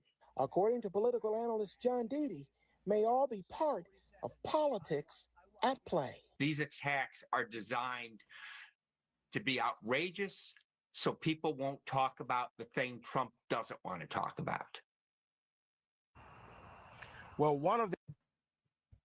How come nobody wants to clean up the community? Nobody wants to help the community. Plan to add 5 Republican seats to the Texas congressional map is on hold as State House Democrats keep their walkout going. For the 8th day, the Texas chamber failed to reach a quorum. They need 100. Today, they only had 97. That means Republicans do not have the votes they need to get those seats. But this isn't just happening in Texas. Republicans across the country are trying to redraw congressional maps to their advantage. In Missouri, Republicans are pushing to split the district of Emanuel Cleaver, a congressman who is a Democrat. And this is at Trump's request. Cleaver is one of 2 Democrats representing the state in the House of Representatives. And in South Carolina, Congressman Ralph Norman, who is running for governor, by the way, well, he wants redistricting to push out the only Democrat in the state's delegation. That's Congressman James Clyburn. And joining us now is Congressman James Clyburn, a Democrat of South Carolina. Congressman Clyburn, let me just say, is there any coincidence, okay, that of every single seat that is being targeted by Republicans seems to be represented by someone who is either black and or brown? I don't think there's any coincidence in this at all. You hear that, right? Trump is targeting ninjas. Trump has made it his business. And to be fair, you niggas was asking for it, all right? You niggas was asking for it because there was a lot of black women, a lot of district attorneys, state's attorneys, federal prosecutors, all that stuff, right? You know that saying, if you come at the king, you best not miss, man? Y'all missed, bro. You guys missed. You had your shot. You blew it. every city that you see under attack seems to be headed by someone who is either black or brown. All of the issues you see taking place in Washington, D.C., it seemed to be a little bit technicolor. So I don't think there's any coincidence here. This administration has decided that it is going to replicate that which took place back in 1876 when we had the same kinds of things that happen that's happening now. The playbook is clear to me. I've been studying this stuff since my childhood. And he was studying this stuff since he was on the plantation. That's how long it been. He knew about this stuff when he was just a wee slave on the plantation in Georgia. And when I saw back in 2018, I started sounding this alarm, and I told people that we were headed in this direction. I took a lot of the flack from a lot of people for having said that. Now, every time I turn on my television, I see somebody saying this autocracy movement is well underway. And I think I saw here on MSNBC several nights ago, I think Rachel Maddow thinks that we may have reached the threshold of moving into that direction. Well, obviously, if Rachel Maddow says that we're under an authoritarian rulership, it must be true. All right? If Rachel Maddow said it, it has to be true. Shout out to True Hype with the $2 super chat. The money grift disappears if the problems stop. Absolutely. Can't stop, won't stop. Huh? Why would you ever want it to stop? Nothing ever stops. It just goes on forever. Come on, share your dollar. Give me your dollar. Share your dollar with me. Come on. It's absurd. I mean, DC is a city, and there's the issues that any city has, but it's absurd. And, you know, if his mouth is moving, he's lying, one of those things. So, I mean, it's all distractions. Every city that he named, Chicago, Oakland, Baltimore, all of them are black cities. So it just feels not only like a target on DC's back, but also mine as a black man in DC. It's just, it doesn't feel like home anymore. If you don't live in DC, you would think that, damn, DC is like he said, giving Baghdad or something, but it's. He must have heard about Volcano Day. He must have heard about Volcano Day. He's like, you know what? I don't like it here anymore. The guys are wearing MAGA hats and they're building this giant volcano. I don't think I like it here no more. I'm gonna move away from the volcano before Volcano Day hits. It's not at all. Like, yes, we have issues like any other inner city, but those issues are coming because the tops are white people and they don't see us. They see, we want to make DC suitable for us, not for everyone. I'm really scared for my neighbors. Actions like Trump's and words like Trump's are indicative of like an overwhelming fear of people who are different from you. And I think that like with that fear of people being different from you is usually you not putting a lot of effort into getting to know the people around you and getting to know your neighbors. And I think that's evidenced by the fact that it's so easy to say, oh, call in the National Guard or call in all of these agencies to police a neighborhood of people who have just as much of a right to be here as anyone else. And that fear is a disconnect between someone who's living there and people who are living like right down the street from you. I think you can see that the mayor has established as well these new juvenile curfew enforcement zones, and they're primarily in black and brown neighborhoods, right? And so both from the mayor's standpoint and the Trump's standpoint, this is about race. I've lived here a long time. I feel safe, right? Like, this is a safe city. Taking federal control of the police, and that's just not okay. I feel like these are the sorts of things that you start to see in dictatorships and in really, in regimes that want to consolidate power. This is the nation's capital, and we have home rule for a reason. We should be a state, but we're not. So, like, get the out of here. It's absurd. I mean, DC is a city, and there's the issues that For the first time, the president has taken over a local police department, in this case, D.C. Metro Police. President Trump. D.C. is fine. You know, it's nothing wrong with D.C. that doesn't happen anywhere else, you know, in the States. Just their presence is good if the D.C. police need assistance, but I don't think they need the National Guard. I've been robbed. I'm a legit citizen. I've been robbed and everything. So some cities are worse than D.C. So I've been robbed. I'm still alive. Look, I get robbed 3-4 times a month. I'm still alive. Nothing happened. It's just, listen, a little robbery is healthy for you. You get thick skin, all right? Armed robbery builds character. If you haven't been robbed at least one point, if you haven't been robbed at least one point in your life, are you even a man? I'm telling you, man, this the reason why I be hating niggas, man. I'm telling you, man. It just be us. I be hating niggas, man. Presence is good if the D.C. police need assistance, but I don't think they need the National Guard. I've been robbed. I'm a legit citizen. I've been robbed and everything. So some cities. Like, I'm a real nigga. I've been robbed just like every other real nigga. Real nigga shit, man. DC is a real nigga town. And everything. So, and I've been robbed and everything. So some cities are worse than DC. And the crime rate has gone down. And the young people, they are kind of out there. I don't know what their problem is. Shout out to Granny. I don't know what their problem is either, Granny. These young people out here tripping. True Hype with the $2 super chat. Why should DC be a state? For what reason? Only for another Democrat political vote. Because DC is like a blue district, and most major cities are lean blue. And it's just another blue vote for the president. They probably get another electoral seat or something like that. There's always a shenanigan to it. But they getting kind of outrageous. That's in D.C. and in Maryland and New York, everywhere.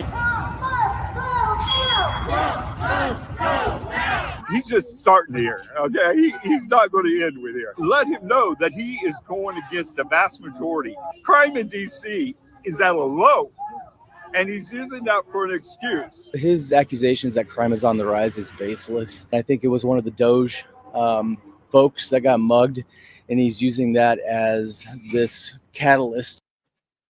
You leave Granny alone, okay? Do not talk about Granny wig.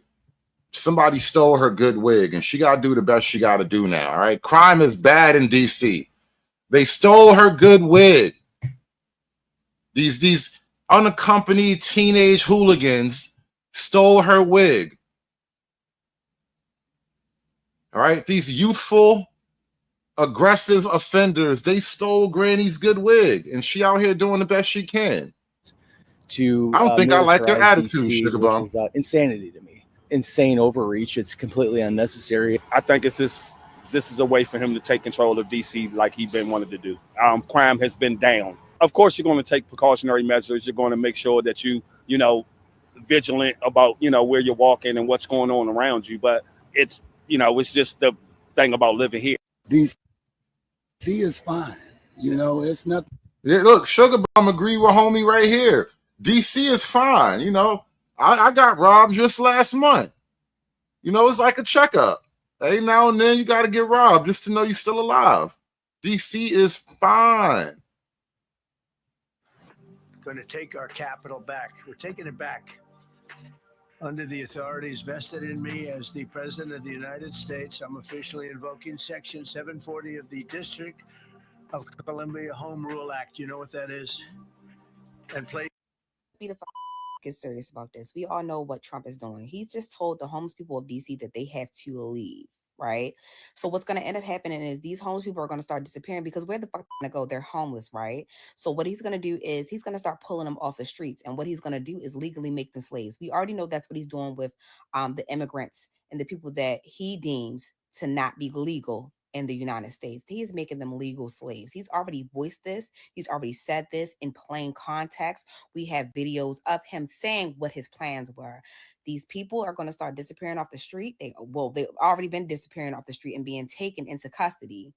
And they are going to be created and made into legal slaves to be workers, because that is what Donald Trump's goal is. We're not going to sit here and pussyfoot and play like that. Is not what the fucking goal is. You meg already know what the fuck it is. Y'all already know what he's doing.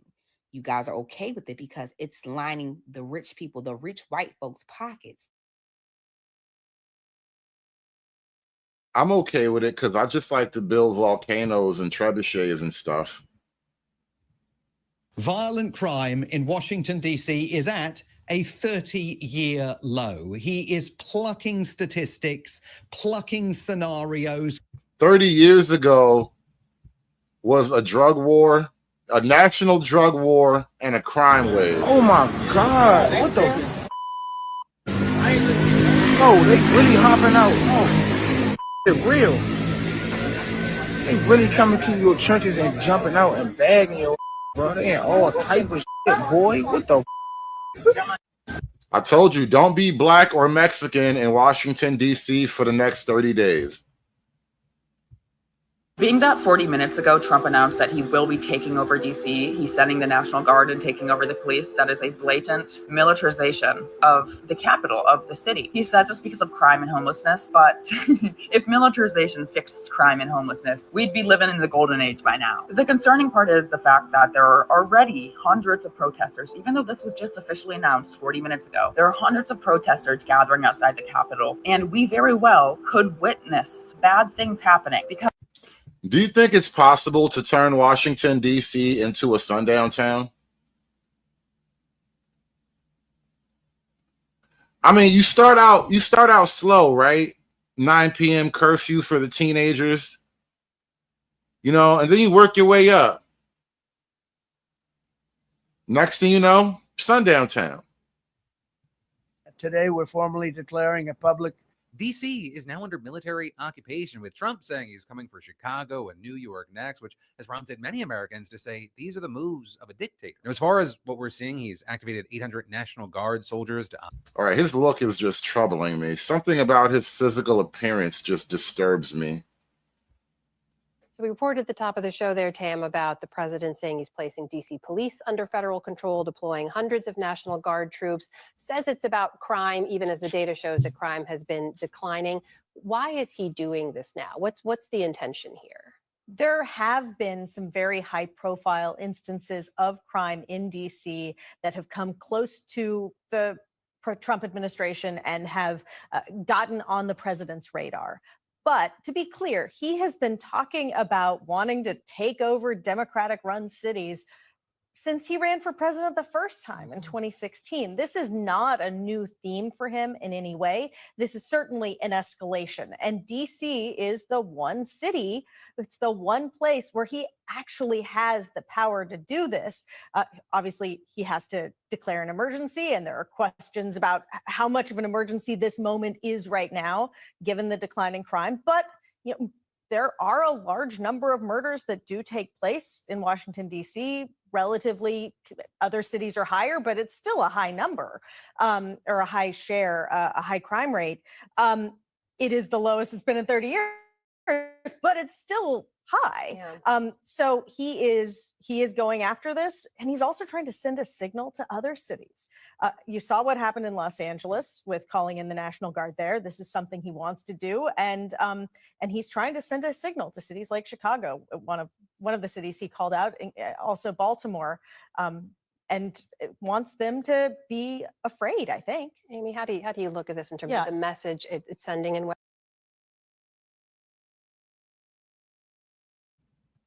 All the girls and the blacks are afraid. Isn't that weird how the girls and the blacks are always on the same side of an issue? If she's scared, they scared. If she happy, they happy. She twerking, they twerking. Charlamagne the Guy. We are the Breakfast Club. We got a special guest in the building. We have the mayor of DC, Muriel Bowser. Welcome.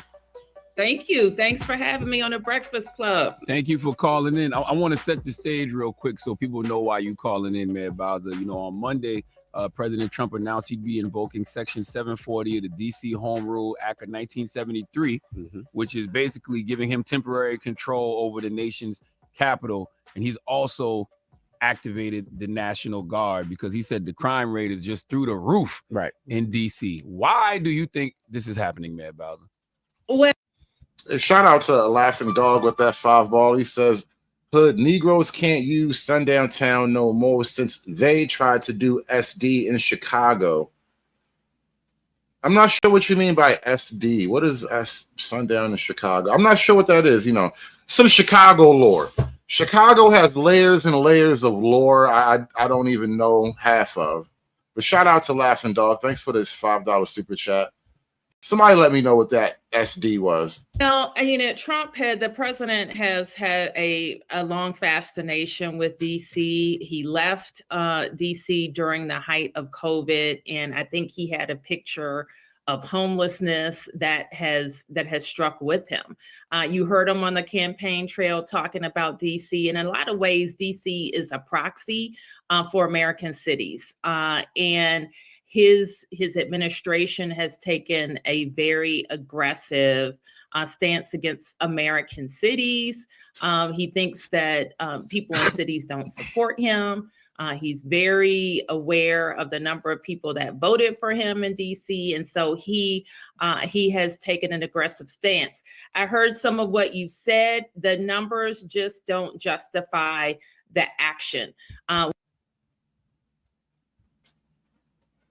Dick Thug with the $10 super chat. Weren't it the women who said how much danger they are in under patriarchy, and the men? Weren't black women saying how many of them were deleted by black men? Now the crime is low. You know, that's yeah, crime is low, but every 4.5 hours, one of y'all gets deleted by a black man. It's hard for, you know, people to hold these two statistics in your head. And I know it's a national thing, but as soon as Trump goes to Chicago, Trump gonna be like, Chicago people gonna be like, well, crime is low. And then when Trump goes to Baltimore gonna be like, well, crime is low. If he goes to Memphis, they're gonna be like, well, crime has been falling since 1990s. Like, as soon as y'all get caught in a trap, you change the story. But I think that was actually a good catch, Dick Doug. Apparently, female leadership doesn't make the women any safer. And then the irony, though, is when the men come in and say, well, let me make it safe, they're like, no, it's fine. It's fine here. You know, I got robbed yesterday. There's a homeless guy who sleeps right in front of my car every night. He keeps it safe. Safety. We have seen a precipitous lessening of crime in the city, violent crime especially, after a post-COVID spike that we acknowledged and we got after, and we drove down the numbers in 2023. We reported last year the lowest level of violent crime in 30 years. So we're not taking our foot off the gas. We're continuing to work, but we think that this action kind of plays into his narrative about cities, about using force, about being tough on crime. And I can say a little bit more about why DC is different, but it's times like this when America needs to know why your nation's capital, a place where 700,000 tax-paying Americans live, should be the 51st state. See, that's the only reason why Trump can actually come in and directly clean up a black-run city, because DC is a federal territory. Like, I had a whole argument with Sharon and Conscious Moron. He really is a moron, and Sharon is just dumb. But I was explaining to them that the DC police are technically a federal police agency because DC is a federal territory. And so they're not the FBI, they're not the feds, like they're not the ATF, right? They're a city municipal police department. but they are federal government employees. And I'm explaining this to these two smooth brains, and they kept telling me, no, it's the DC police, they like police. It was just so dumb. I'm like, all right, so how about this? If the DC police are not federal, what state controls them? You would think that would be a simple enough mental exercise, right? If the DC police are not federal police, what state controls them? But, you know, trying to explain to stupid niggas how they're stupid is in and of itself stupid. So there I was looking stupid. Shout out to Carmen with the $4.99 for the political streams I asked for, but keep having to partially miss. Oh, don't worry about it. You know, my schedule, it is what it is. I stream when I can. But I appreciate the $4.99. And, you know, you reminded me to get back to my roots. You know, you got to do what works, right? You got to give the people what they want. And we do politics over here. We be politicking over here. It's all good. And so I gotta keep the politicking alive because it keeps the people happy. Keeps Carmen happy. You know, we got to keep Carmen happy. Mayor, you know, we're talking to Mayor Muriel Bowser from the mayor of DC. Now, a lot of people say, well, maybe it's needed. You know, when they look at different cities, it does look beat up sometimes. It does look dirty. And I see Trump made an analogy or something about, he was like, when I go to a restaurant with my dad, and when my dad sees that the door of the restaurant is dirty, we know not to go there. And that's how people look at DC. So what do you say to those people that say, well, maybe it is needed. Maybe we do need to clean it up a little bit. What do you say to those individuals? That's not crime, though. It's also not how people look at DC. When people come to DC, elected officials, leaders of nations that he likes to point to, they meet with me as well. And they tell me how beautiful the city is, how green the city is, how they were surprised at how many parks and wide avenues that the city. Keep in mind, this is the nation's capital built on L'Enfant's plan that is a magnificent.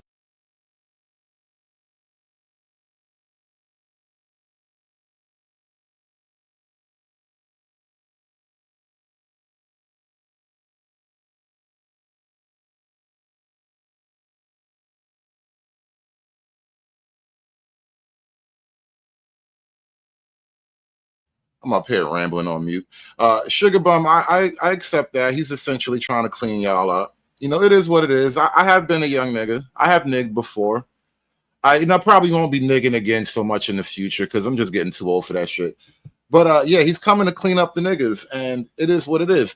Now, the problem is those are your sons, boyfriends, and baby daddies. Don't act like you aren't affected.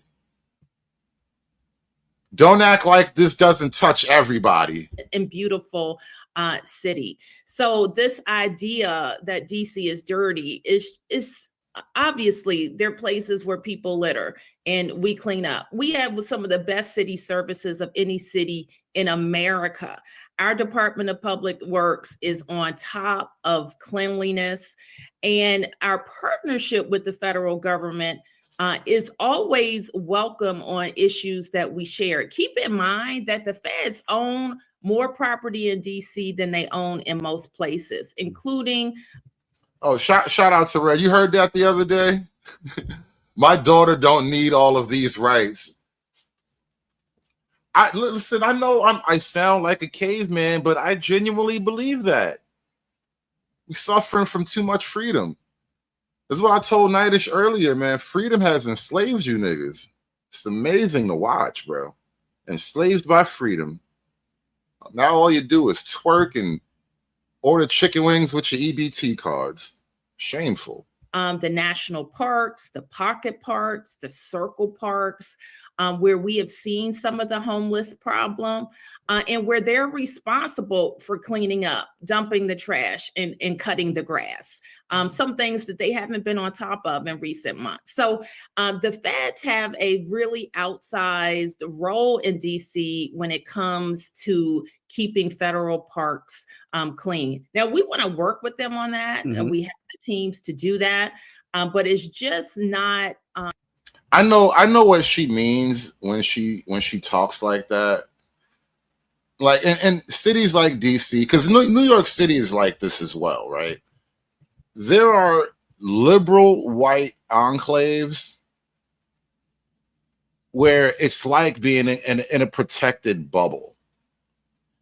And so can you imagine being in a protected bubble in the middle of an actual shitstorm?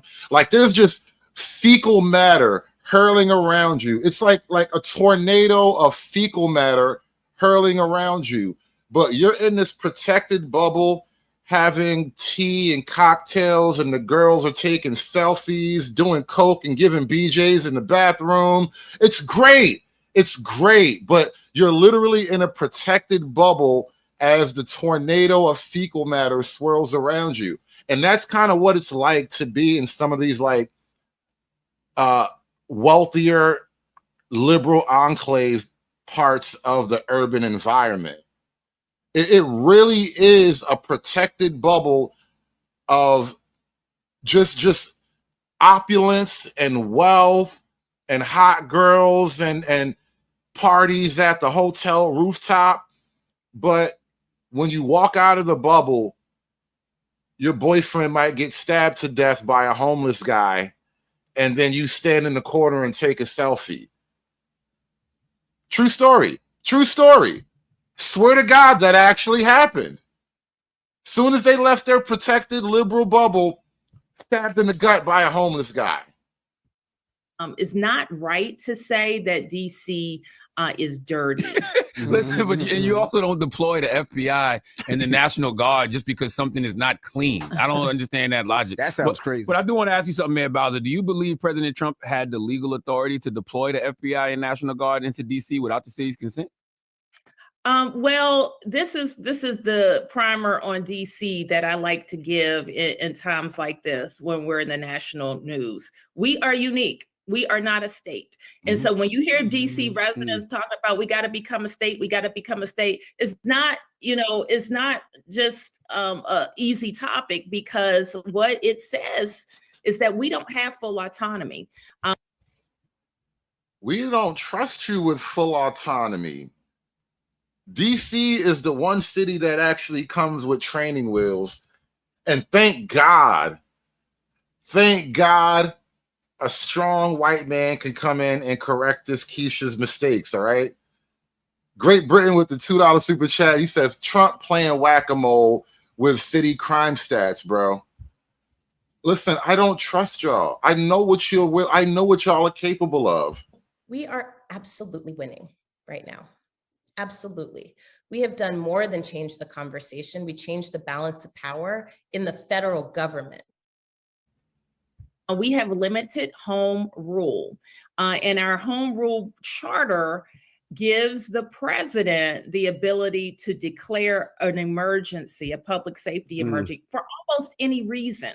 And that doesn't really give him the right to take over the police department. And if you read his executive order closely, what it says is what the charter allows him to do is direct me, the mayor, to make MPD services available.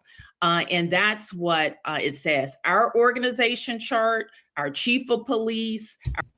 The charter allows him to make you do stuff. That's the long story short. Now he gets to come in and make you do stuff. Because if this white man didn't make you do stuff, stuff wouldn't get done. You want me on that wall. You need me on that wall.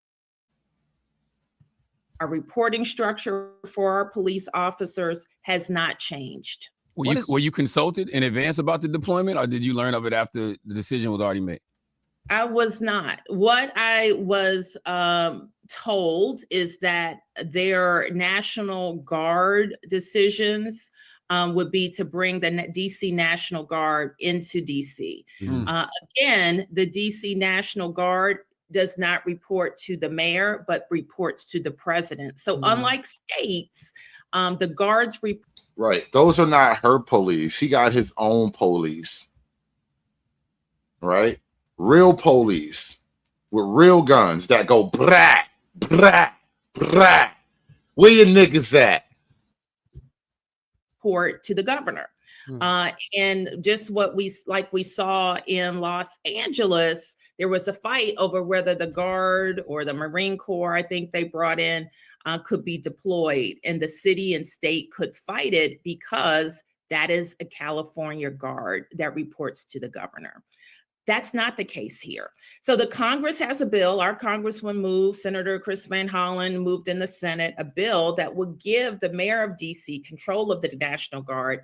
And it's really important. I argued at the time, we saw it back in 2020, the deployment of the Guard and what that could do where protests were involved. And now the Guard is not a law enforcement agency. And so when they are used, these are men and women that leave their families to support the nation. They have to be used in a way that's lawful and strategic.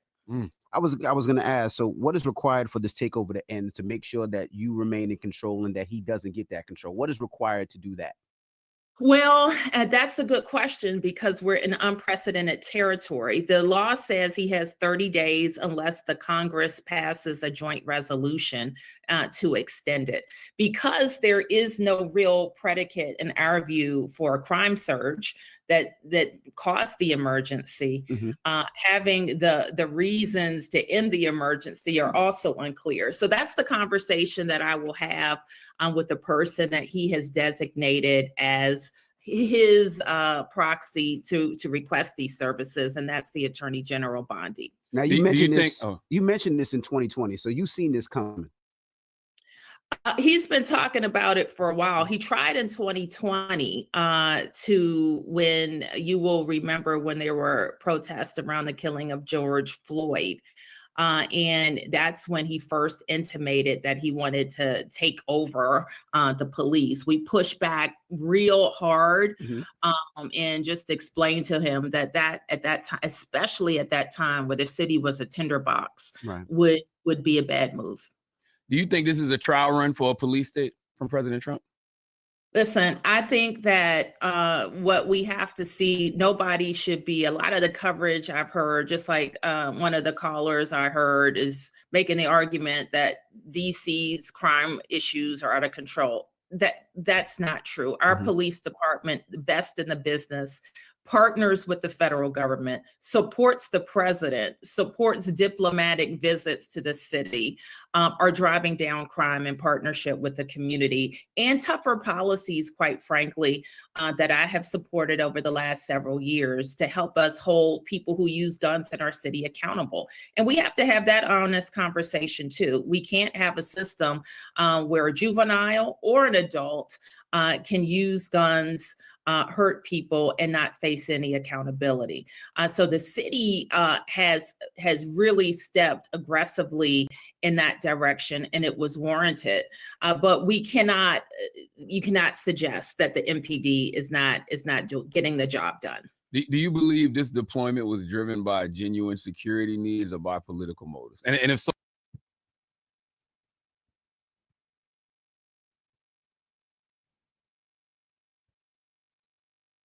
Sugar Bum, you're not a street nigga. Why would you call the police feds? Why would that even occur to you to call the police feds? Sugar Bum, are you a street nigga? Are you now, or have you ever been a street nigga? Sugar Bum. Such a weird declaration from you. I thought you were a classy lady. Oh, what are those political motives? Well, I think they appear to be pretty obvious, but I think that the you know what? We're taking it back. She's for the streets. Quick answer would be he wants to send the message to cities that if he can get away with this in Los Angeles, if he can get away with this in DC, he can get away with it in New York or Baltimore or Chicago or any other place where millions of people live, work, and are doing everything the right way. And it is a step in fascism when the federal government can Bigfoot sovereign states. That's not us. We should be the 51st state.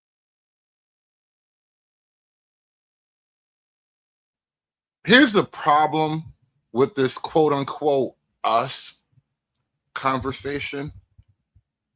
let me share something else with you guys, because she's doing a lot of talking, and I subjected you guys to a lot of her talking, and I know how the talking can be sometimes. See, this is what I'm talking about. It's just sort of like this, like, don't you think that's problematic? Like, don't you think women like me are doing? It's like, listen, we don't have time for political correctness. We don't have time It's not about to being politically correct. And they make it personal too. They're not saying you've got to shit. So many women you don't realize who really, really wants the best for men. Again, you might alienate a lot of people who would otherwise. And I simply don't understand this. Oh, let's sort of push women to maybe the corner in something. Is that not problematic? I do know many of your views on women, which I find abhorrent. I'm going to be honest. I have to question what kind of a person who's had no experience with women is in a position to basically promote these ideas.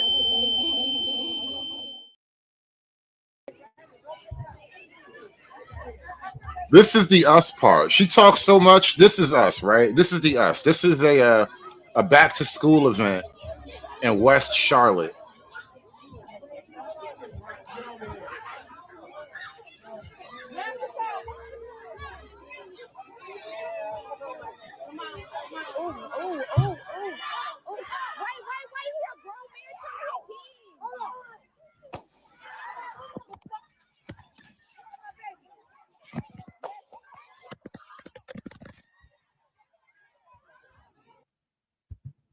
Nope, no, it's not DC, Charlotte, North Carolina. But remember, they want Trump to bring this stuff everywhere because you niggas be out of control. They want Trump to do this everywhere because niggas be wilding. This is DC right now. This is Howard University. Better make sure your stuff is up to date, bro.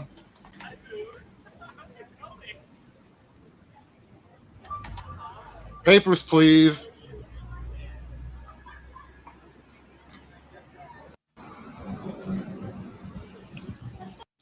Let's check in on the local sporting activities. Sporting events are always fun.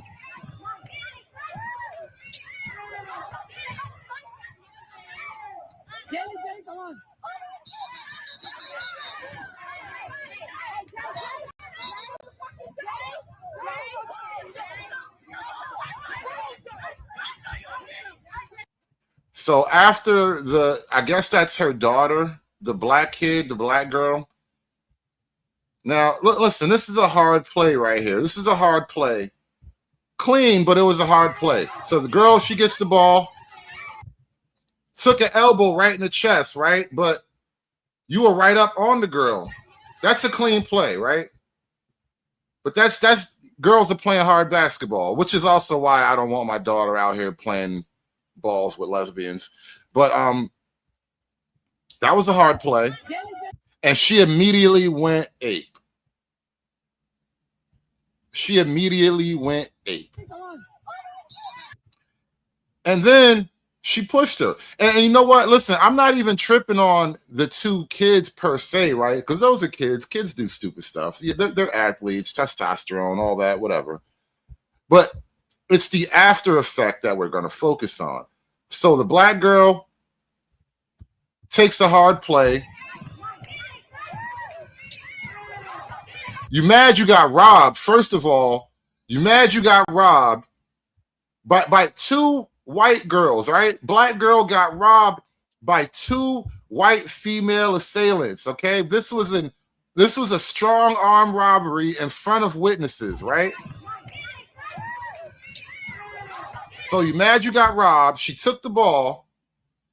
Boom, you took that hard elbow in the chest, and now you feel some type of way. First, you got robbed by not one, by two white girls, and then you took an elbow in the chest. Now you ready to fight. And now you went ape. You looking like I Show Speed right now. You look just like I Show Speed. This is a very blurry clip, but this looks like I Show Speed right now. You pushed the girl. And so now the girl gets up. She's willing to get back in your face because, fair is fair. And the mom with a baby, I don't know if that's a pregnant belly, but that's a big old belly. But the mom with a baby on her shoulder jumps in the middle because you're willing to fight a girl now. You're with a baby on your shoulder, you're willing to fight that little girl when it was your daughter who did the pushing.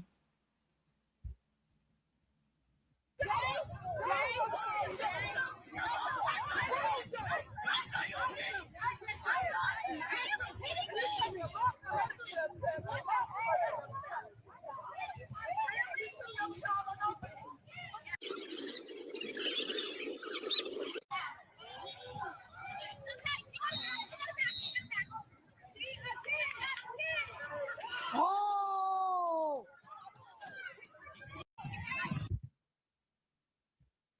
Can't stop, won't stop.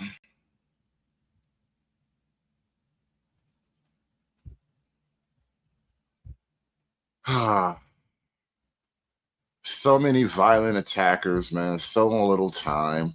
Seems like everybody just has a story about that one time these blacks did that thing to me.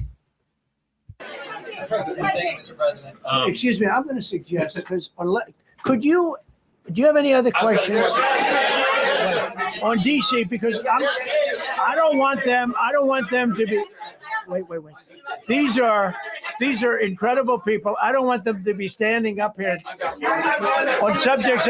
Does anybody have a question of them? And then you guys can leave. Okay, a question, Brian, go ahead. Thank you, Mr. President. All right. And by the way, this is only on DC, and then they're going to leave because it's unfair to have them stand up here all day long. I agree. Brian. I've got two questions for you. First, about DC. This is personal for me as well. Last year, I was robbed on the streets by one of these teenage thugs. Had a gun.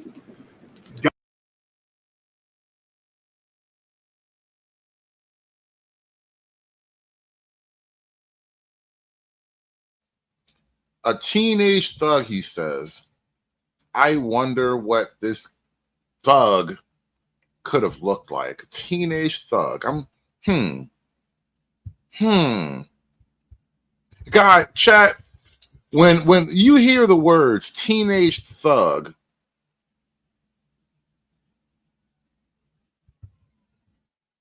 what type of image pops into your mind?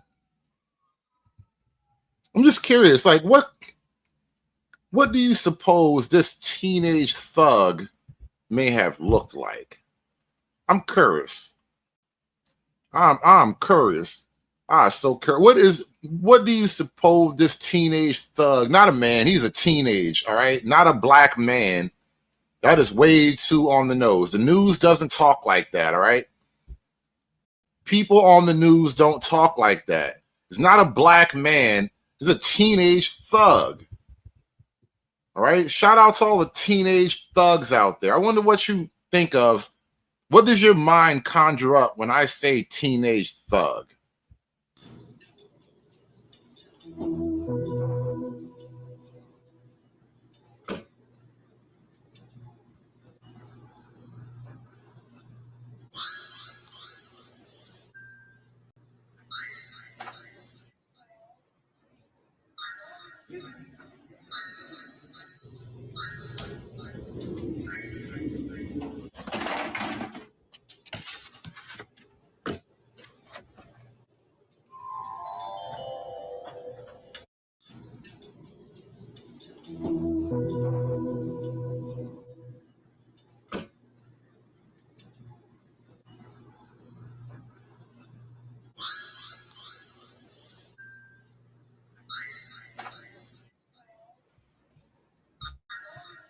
See, niggas just be doing shit.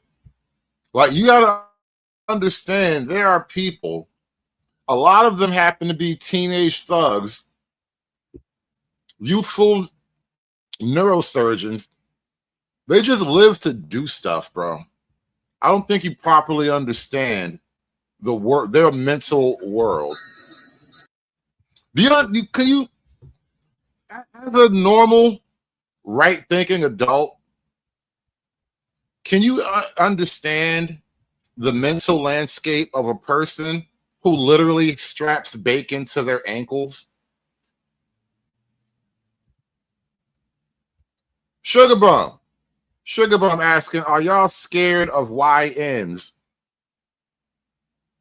Can you possibly understand the mental landscape of a person who walks around with bacon strapped to their ankles?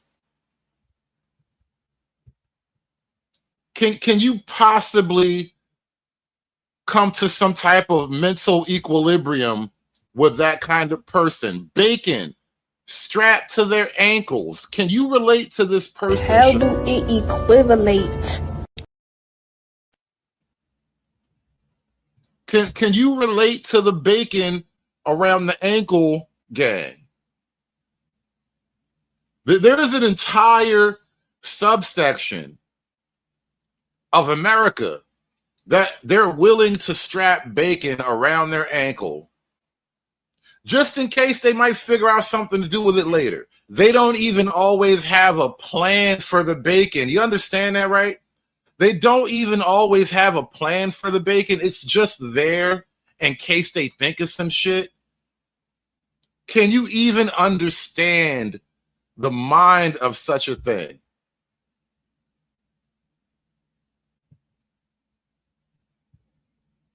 Sugar Bum, I don't think you understand where you are. You're in Cinnamon Hitler's house. You answer my questions. I don't answer your question. Young teens look like Gary Coleman. Shout out to the Midwest Request with the $2 super chat. The young teens look like Gary Coleman. Let's take a look at where some of these rambunctious underage activists come from. Make sure you save some for you because what you got is sacred. Some energy is just too good to waste it. Remember, the bigger the heart means the bigger the target. And Cupid ain't the only one shooting, so make sure you keep that good heart guarded. So many will want to touch you, but few will be prepared. Oh, Carmen, you wasn't here earlier. You wasn't here earlier. I finally found my stripper name. Yeah. I'm starting a whole second or third career. I found my. I'm gonna start a whole career as a stripper called Cinnamon Hitler. Yeah. It's a whole thing. Don't make me rehash. You got to rewind the stream. It was a thing. It was a thing. But yeah, Cinnamon Hitler. Be on the lookout. Be on the lookout. I'm gonna print up some flyers, doing some private events. Gonna be oppressing women from coast to coast, y'all. Cinnamon Hitler. Remember, it ain't no warranty on the broken dreams they sold you. Never there when you call them, so why you still call them a friend? It be ulterior motives and hidden agendas, hoping that it all pay off in the end. I'm not listening, just hoping that you listen.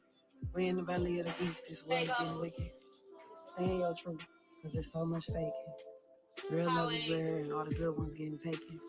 And I know change can be scary, but it's inevitable when you grow. So keep your family close, keep your cool, and keep your close. Okay, I'm gonna go close. Even when you stacking, remember that you gotta save your soul. Save some you for you. Because you are sacred. Your love is too real to let anybody waste it. We got one of them did it. We got chicken wings, peaches,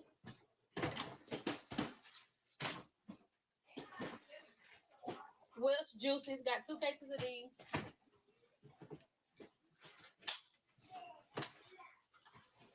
A box of Sam's grain chips.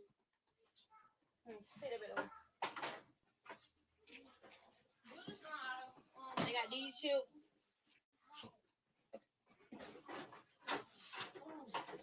Cinnamon Toast Crunch. Ballpark hot dogs.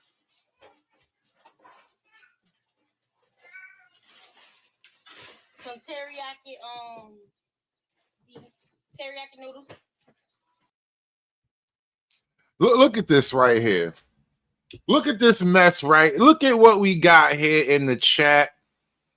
Sugar Bum says the way I would be selling them stamps. Now, you going to tell me that there is no need to crack down on the blacks.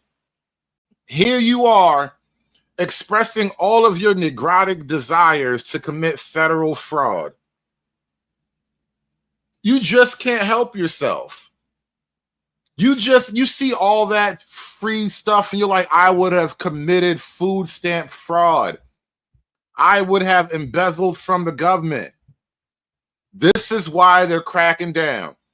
You and your baby daddy and that nigga that you think is cute, you're all going to jail. Straight to jail. You want me on that wall. You need me on that wall. Some kind of a pack of ground beef.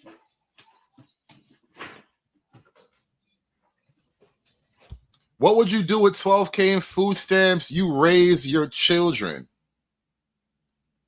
You buy prime cuts of beef. If you're getting 12K in food stamps, them little bastards could be eating filet mignon. You can be doing TikTok food with 12K in food stamps. You can be doing straight up just, I want to try shit this evening. 12K in food stamps. Like, kids, have you ever had foie gras? When you get 12K in food stamps, you can buy the children lobster tails and grill it, all right? Grilled lobster tails with portobello mushrooms. She up here buying corn dogs. Jimmy Dean corn dogs. 12K in food stamps. You want to sell them? She up here buying laboratory produced fake food. This is why the kids is fat and retarded and they criminal. They're slow, they're criminal minded, and they're out of shape because this is what y'all do with the benefits that you get. And I know what you're gonna do with the money, Sugar Bomb. I know what you're gonna do with your stolen food stamp money. We need our weed. I don't wear it, but we need it. Packers on the sticks. Seasoning salt. Pickles.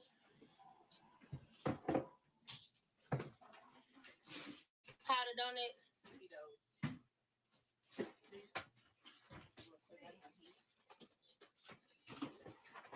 Fruity pebbles. Remember the other video when she bust out the 30-round drum of potato chips, bro? That shit knocked me back for a minute. I ain't never seen a 30-round drum of assorted variety potato chips. Like, I bet you she had potato chip flavors that we ain't even heard of yet. Bubble gum, Worcestershire sauce, got A1 potato chips, baked salmon chips. I bet you she had potato chip flavors in there that don't even come out until fall of 2027. She hit me with the 30-round drum of assorted variety potato chips, right? The imported Australian wombat chips, bro. She had all of the chips, bro. She had every flavor of chip. A 30-round drum of assorted variety potato chips. I was low-key impressed. I'm like, damn. I can't believe it. And I think she do got a man. Fat girls always got a skinny nigga. The teriyaki noodles, I eat those. These are the best. These are the best. Pineapples. Croissants. Some Gushers. Rice Krispie treat. Every food item was actually prepared by men in a laboratory. None of these are actual food. These are food products, food items, but not actual traditional food. Like no meat, no rice, not even really canned vegetables. At least get canned vegetables. Damn. Welch fruit snacks. Go closer.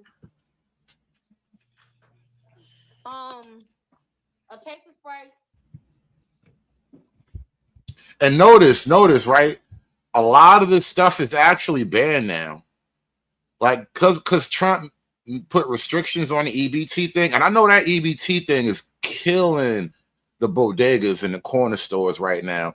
I just saw a video last night. Trump is cracking down on the EBT scams in the bodegas. Because a lot of these corner stores not even supposed to take EBT. They be taking EBT for hot food. They be cashing in your food stamps at the corner store. Trump is cracking down on everything. Lucky Charms, Kool-Aid pajamas, more chicken, tea. I seen these going on Facebook. So yeah, I had to get them. And we got some drinks back here. Some Coke and what juices? And Captain John bread. Yeah. And that completes the Sam Club haul. Look at me. I'm an adult. I do grown-up things. Look at me. Yay. You don't think more police make streets safer? No, Joe. I'm a Black woman in America. I do not always think that more police make streets safer. When you walk down the street.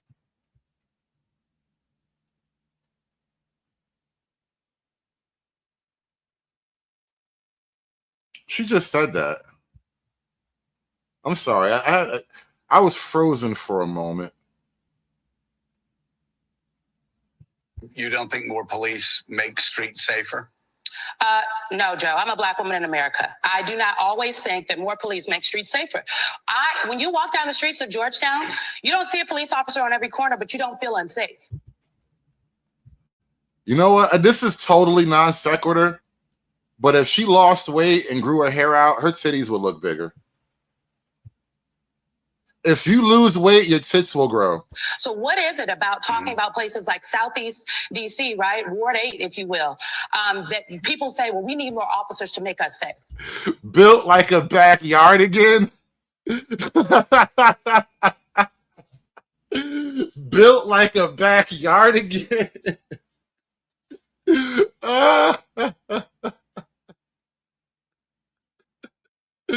Oh my God. Oh my God. You look like the final boss of some type of lesbian sex cult. You got to fight her to get out. I think we have to rethink what safety means in America. You don't think more police make streets safer? No, Joe. I'm a Black woman in America. I do not always think that more police make streets safer. Does she even live in a Black neighborhood, though?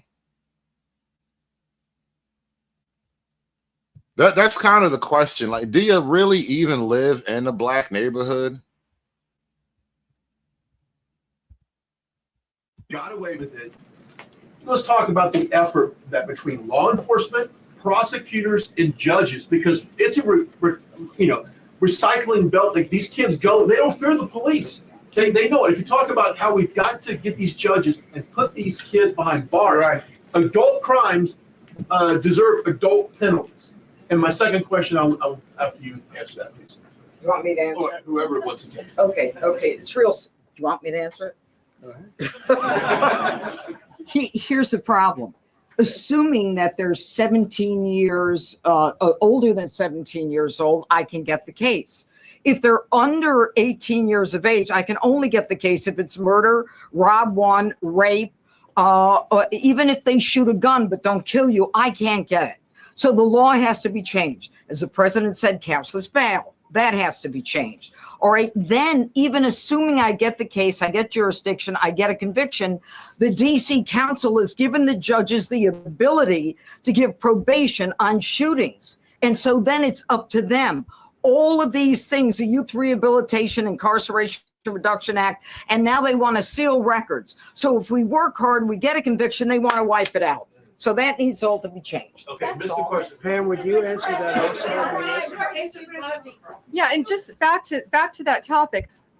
let's be clear though, we're going to charge them and we're going to track every single thing they do throughout every step of the court process and report back to you and let all of you know what's happening to them. Because the people who are prosecuting them, the judges who are trying them, they also need to be held accountable. Mr. President, you also made a comment. You made a comment in your office. This is the most people we've ever seen.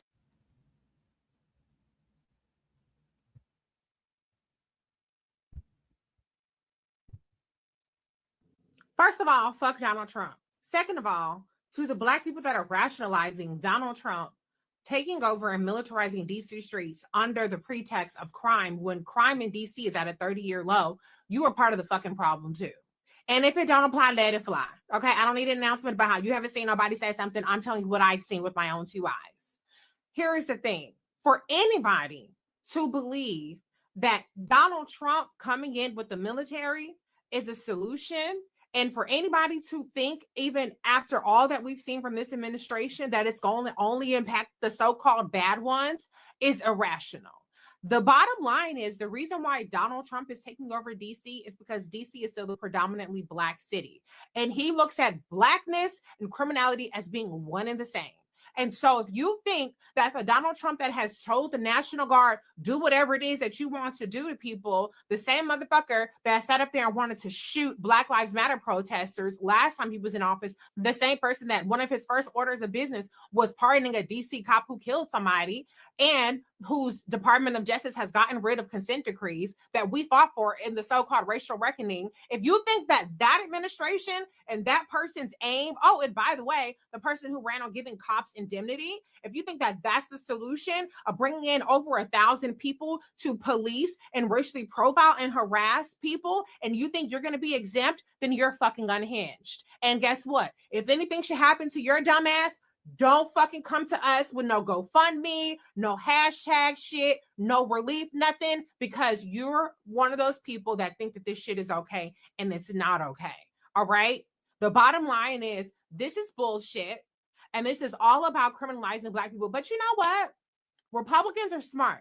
They know that if you put Black people at the forefront of, oh, we got to get the Blacks under control, then people will go for anything. But it's not going to be so cute when they're impacted by the shit as well. The same way that all people thought it was going to be cute with all this immigration shit, and they're not immigrants, but they're getting fucked with, it's going to be the same goddamn thing with DC. And then they're going to move on to New York City, Chicago, and other Black cities next. So I know you might be afraid, and I'm not trying to minimize crime by anybody. Be very, very clear about that. But I tell you what, I'll take my chances with the 30-year crime low in DC than with bringing a whole bunch of motherfuckers in there who got marching orders to fuck with us.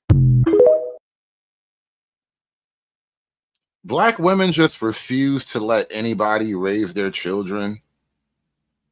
Won't let the fathers raise them. They don't feel like raising them. You won't let the government raise them. Won't let nobody raise the kids, man. Listen, we're going to have law and order, whether you like it or not. Great Britain with the $2, he says, the curfew is a minor, not accompanied with an adult. That's literally why they're upset. Remember, we played the clip with Sharon. He said, listen, the government shouldn't have the right to tell my kid not to be outside at night. Like, bro, why the hell would your kid be outside late at night anyway? Would your kid got a job at a bakery? You got to get the bagels open for Dunkin' Donuts? Like, what is your kid doing up all this time anyway? And here's the bodega crackdown I was telling you guys about.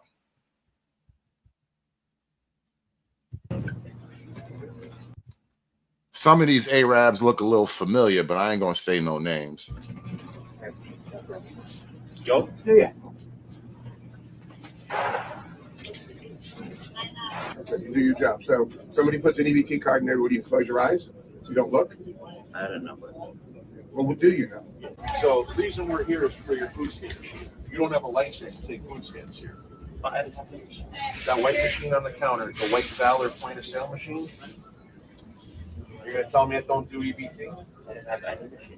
You're sure? Why don't you got your phone? Call the owner. Tell them to come on down. We're gonna have a little chat.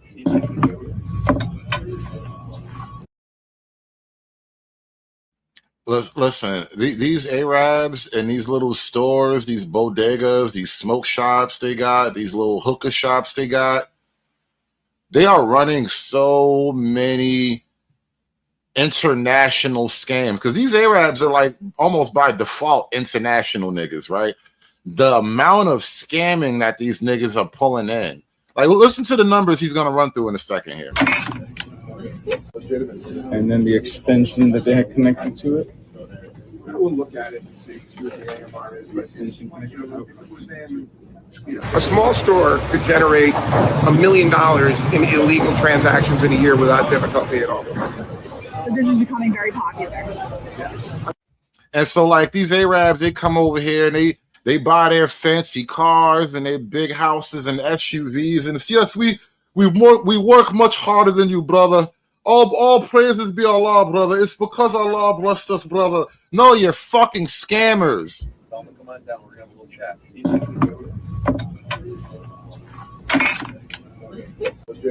And then the extension that they had connected to it. We'll look at it and see what the AMR is.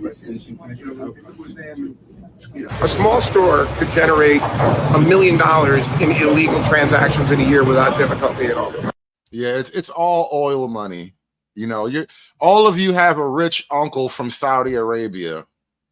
It's all oil money. I know. I know. These niggas, man, I tell you. But the crackdown, bro. Shout out to Trump. He is cracking down everywhere. Like I said, bro, 360 degrees of war. Everywhere you go, everywhere there's a nigga, Trump is going to show up to ruin your day. Let's get back to this shit. But right now, that I think that is what he is trying to make it normal, where citizens say the federal government should overtake local policing and try to make that a normal thing. So if he tries it in other places, people will be desensitized to it. We can't be desensitized to it because it's not normal. When I hear the cities that you name, Mayor Bowser, I have to think to myself, it sounds like, well, I'm gonna ask you, when you look at the cities, do you think that the cities he's targeting, do you feel like it's an attack on Black mayors? And if so, why? Because every city you just named has a Black mayor. That's correct. Well, I think that he attacks cities with large urban populations, and most of them have Black mayors. And so, yeah, I won't comment on whatever the racial component is. I'm sure there's something to that. But I know where there are large urban populations, major American cities have Black leadership. Now, guys, I know Mayor has to go. We appreciate you for checking in. And what do you just want to tell the people? Well, hold on real quick. Listen, you wanted war. All of you nibbers wanted that smoke with President Trump. You all was with it. You know, orange man bad, orange Hitler. I'm going to fight back. Not here. We not going to just let him do this, blah, blah, blah, blah, blah, blah, blah, blah, blah, blah, blah. You wanted the smoke, bro. You wanted it. Now you got to get it. Well, we have a young lady, Morgan Wood. She's from D.C. She's from the Black Information Network. She wants to ask you a question too, Mayor Bowser. Yes, thank you, Mayor Bowser. Appreciate you taking the You question. bet. As a DMV resident, someone who frequents DC a lot, what do you think the presence of this federal law enforcement, how do you think it stands to impact residents, those of us that are coming from Maryland and Virginia to hang out, support local businesses, even businesses that may be struggling from the pandemic? What is your take on how this presence of federal law enforcement stands to impact not only the residents, but also, you economically in the district? Well, Morgan, what I'm really concerned about is the rhetoric coming from the president. Already, the federal government's decisions are having a completely negative impact on our economy by firing federal workers, closing federal buildings, continuing this telework policy that they said they wouldn't continue, is having a negative impact on our economy.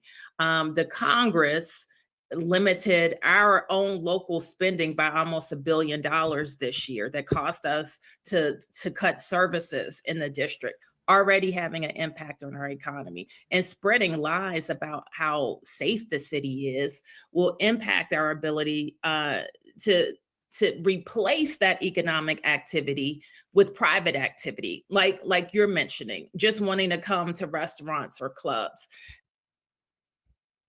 Don't nobody want to come to your cracked out, shoot 'em up club. That's part of the reason why the black club scene is dead. Every time niggas get together, it be some bullshit. Smart black people only party with white people now.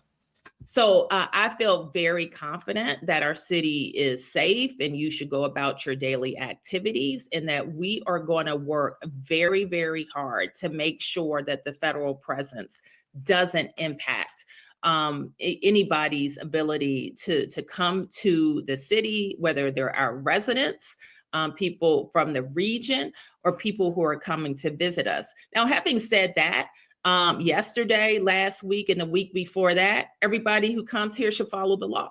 And that remains true. Everybody who comes here should follow the law, and that includes the police. Black folks stay trying to tell the police what the law is.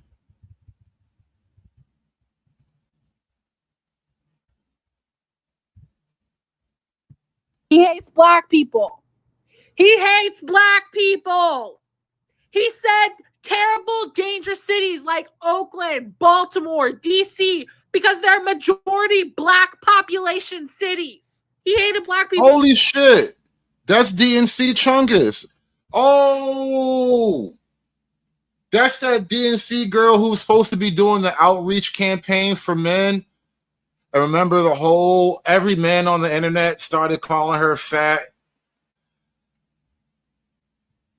That is the DNC Chungus girl right there. She was supposed to be convincing young men to vote for the Democrats, and then they fired her like a week later. She was a part of that $20 million male outreach campaign. Yeah, DNC Chungus, bro, that's her name. Bro, that's what I'm calling her. I hope it sticks. He hates black people. He hates black people. He said terrible, dangerous cities like Oakland, Baltimore. Imagine spending $20 million on DNC Chungus. Like, of all the women in the world, you would pour $20 million into that? This is why the Democrats are awful. You just don't know how to judge women anymore. You have no idea of a woman's proper value. That is not a $20 million woman, bro.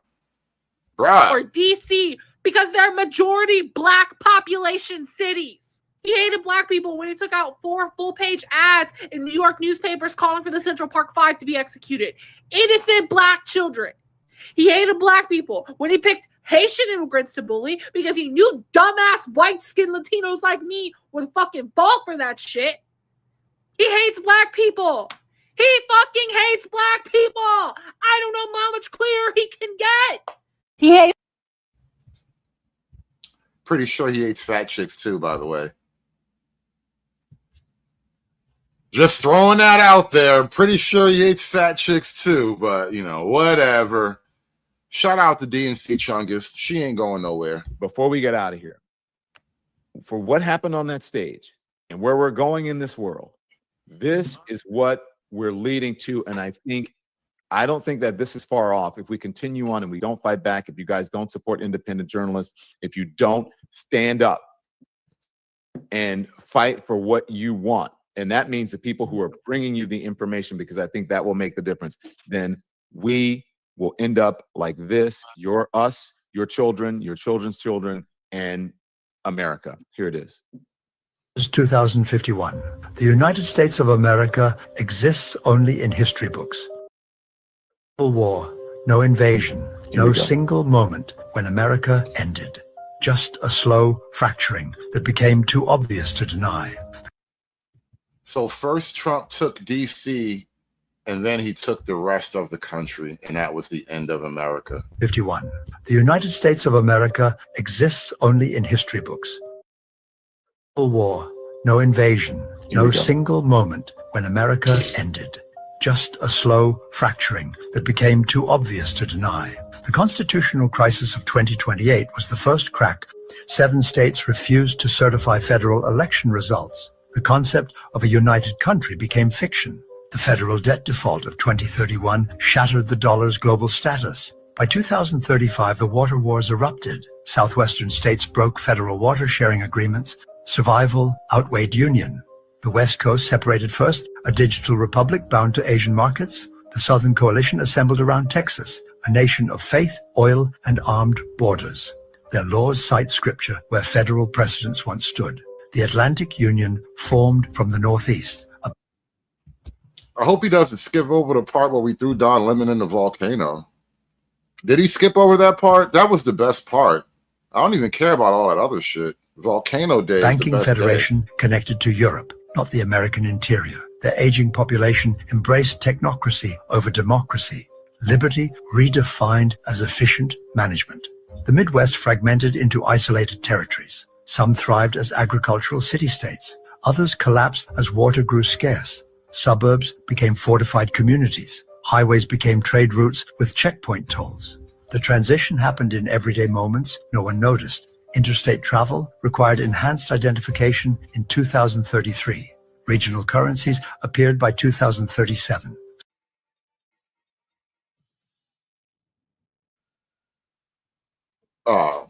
Acadia, you're 2 hours late, and we just hit the 3-hour mark, and I gotta go. It's 2 o'clock on the East Coast, and I gotta wrap this one up. So I'm gonna do a brief recap for you, Acadia, because I think you might want to hear this, and you should definitely run it back and rewind it, because there are things that you need the build up for.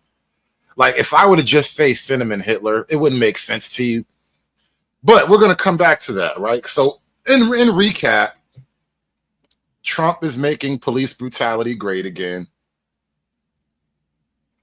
Judge Dredd is coming to Washington, D.C. He's wearing the RoboCop biosuit. If they catch a Mexican in D.C., he's going right away. 10th Man is afraid that he's going to be thrown into a fire pit. Little does he know that we are actually building a volcano. We're fire pits are weak. Any loser can build a fire pit. A lot of the suburban homes have a fire pit in the backyard. We're building a volcano so we can launch 10th Man and a trebuchet. We might make it a game, best 2 out of 3, something like that. But we're gonna find a fun way to launch 10th Man into a volcano because he thinks Trump's gonna put gays onto a train or something like that. And so we're gonna start. We started a volcano fund here today. Yeah, you missed a lot. We started a whole volcano fund. I discovered a possible third career. Somebody called Trump Cinnamon Hitler, and it struck me that no, I'm Cinnamon Hitler, and I'm gonna start my career as an adult entertainer. I'm gonna dance for the ladies. I'm gonna sexually oppress women for money. Gonna start working on some flyers, some graphics, Ladies and gentlemen, welcome to the stage. The oppressive, the dominating, the enslaving Cinnamon Hitler. And then the girls go crazy. Oh my God, Cinnamon Hitler. Ooh, he be glistening. He's so oppressive. He oily and oppressive. Oh my God. Like it was a whole thing. It was a whole thing. We did a lot. We did a lot today. We crammed a lot into 3 hours. And shout out to Acadia. Shout out to Acadia with the $9.99 super sticker. The oil Fuhrer thanks you. Cinnamon Hitler thanks you. The oil Fuhrer will never forget your donation.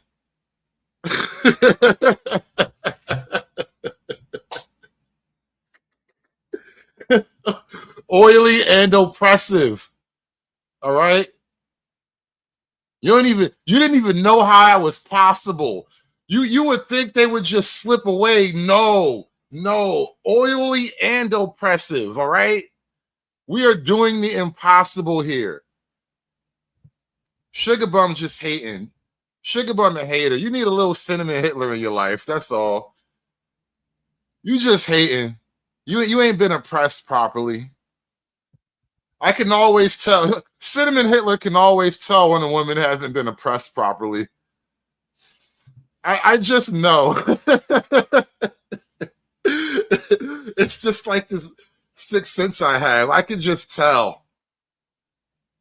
I can just tell. Mind kink. All right. We are installing the 1,000-year kink. Sugar Bum, listen, you can't deny we have done a lot over here. We created a whole new universe over here today. We've done so many things. The new oily and oppressive. The P. Diddy life story. Listen, we got to get up out of here though. Cinnamon Hitler will rise again. I shallow press again. I will be back with more greatness, more oil, more oppression. God bless America. Can we get a Reconquista and an Inquisition? Ooh, we want Cinnamon Hitler to work in overtime. Go on. You lucky you just slid some money in my G-string though. I'm gonna work with you. I'm gonna work with you. A Reconquista and an Inquisition. Cinnamon Hitler will oblige. You know, Cinnamon Hitler will oblige. A Reconquista and an Inquisition. All right. All right. I'll do my best. I will do my best. May the 1,000-year kink live forever. Listen, man.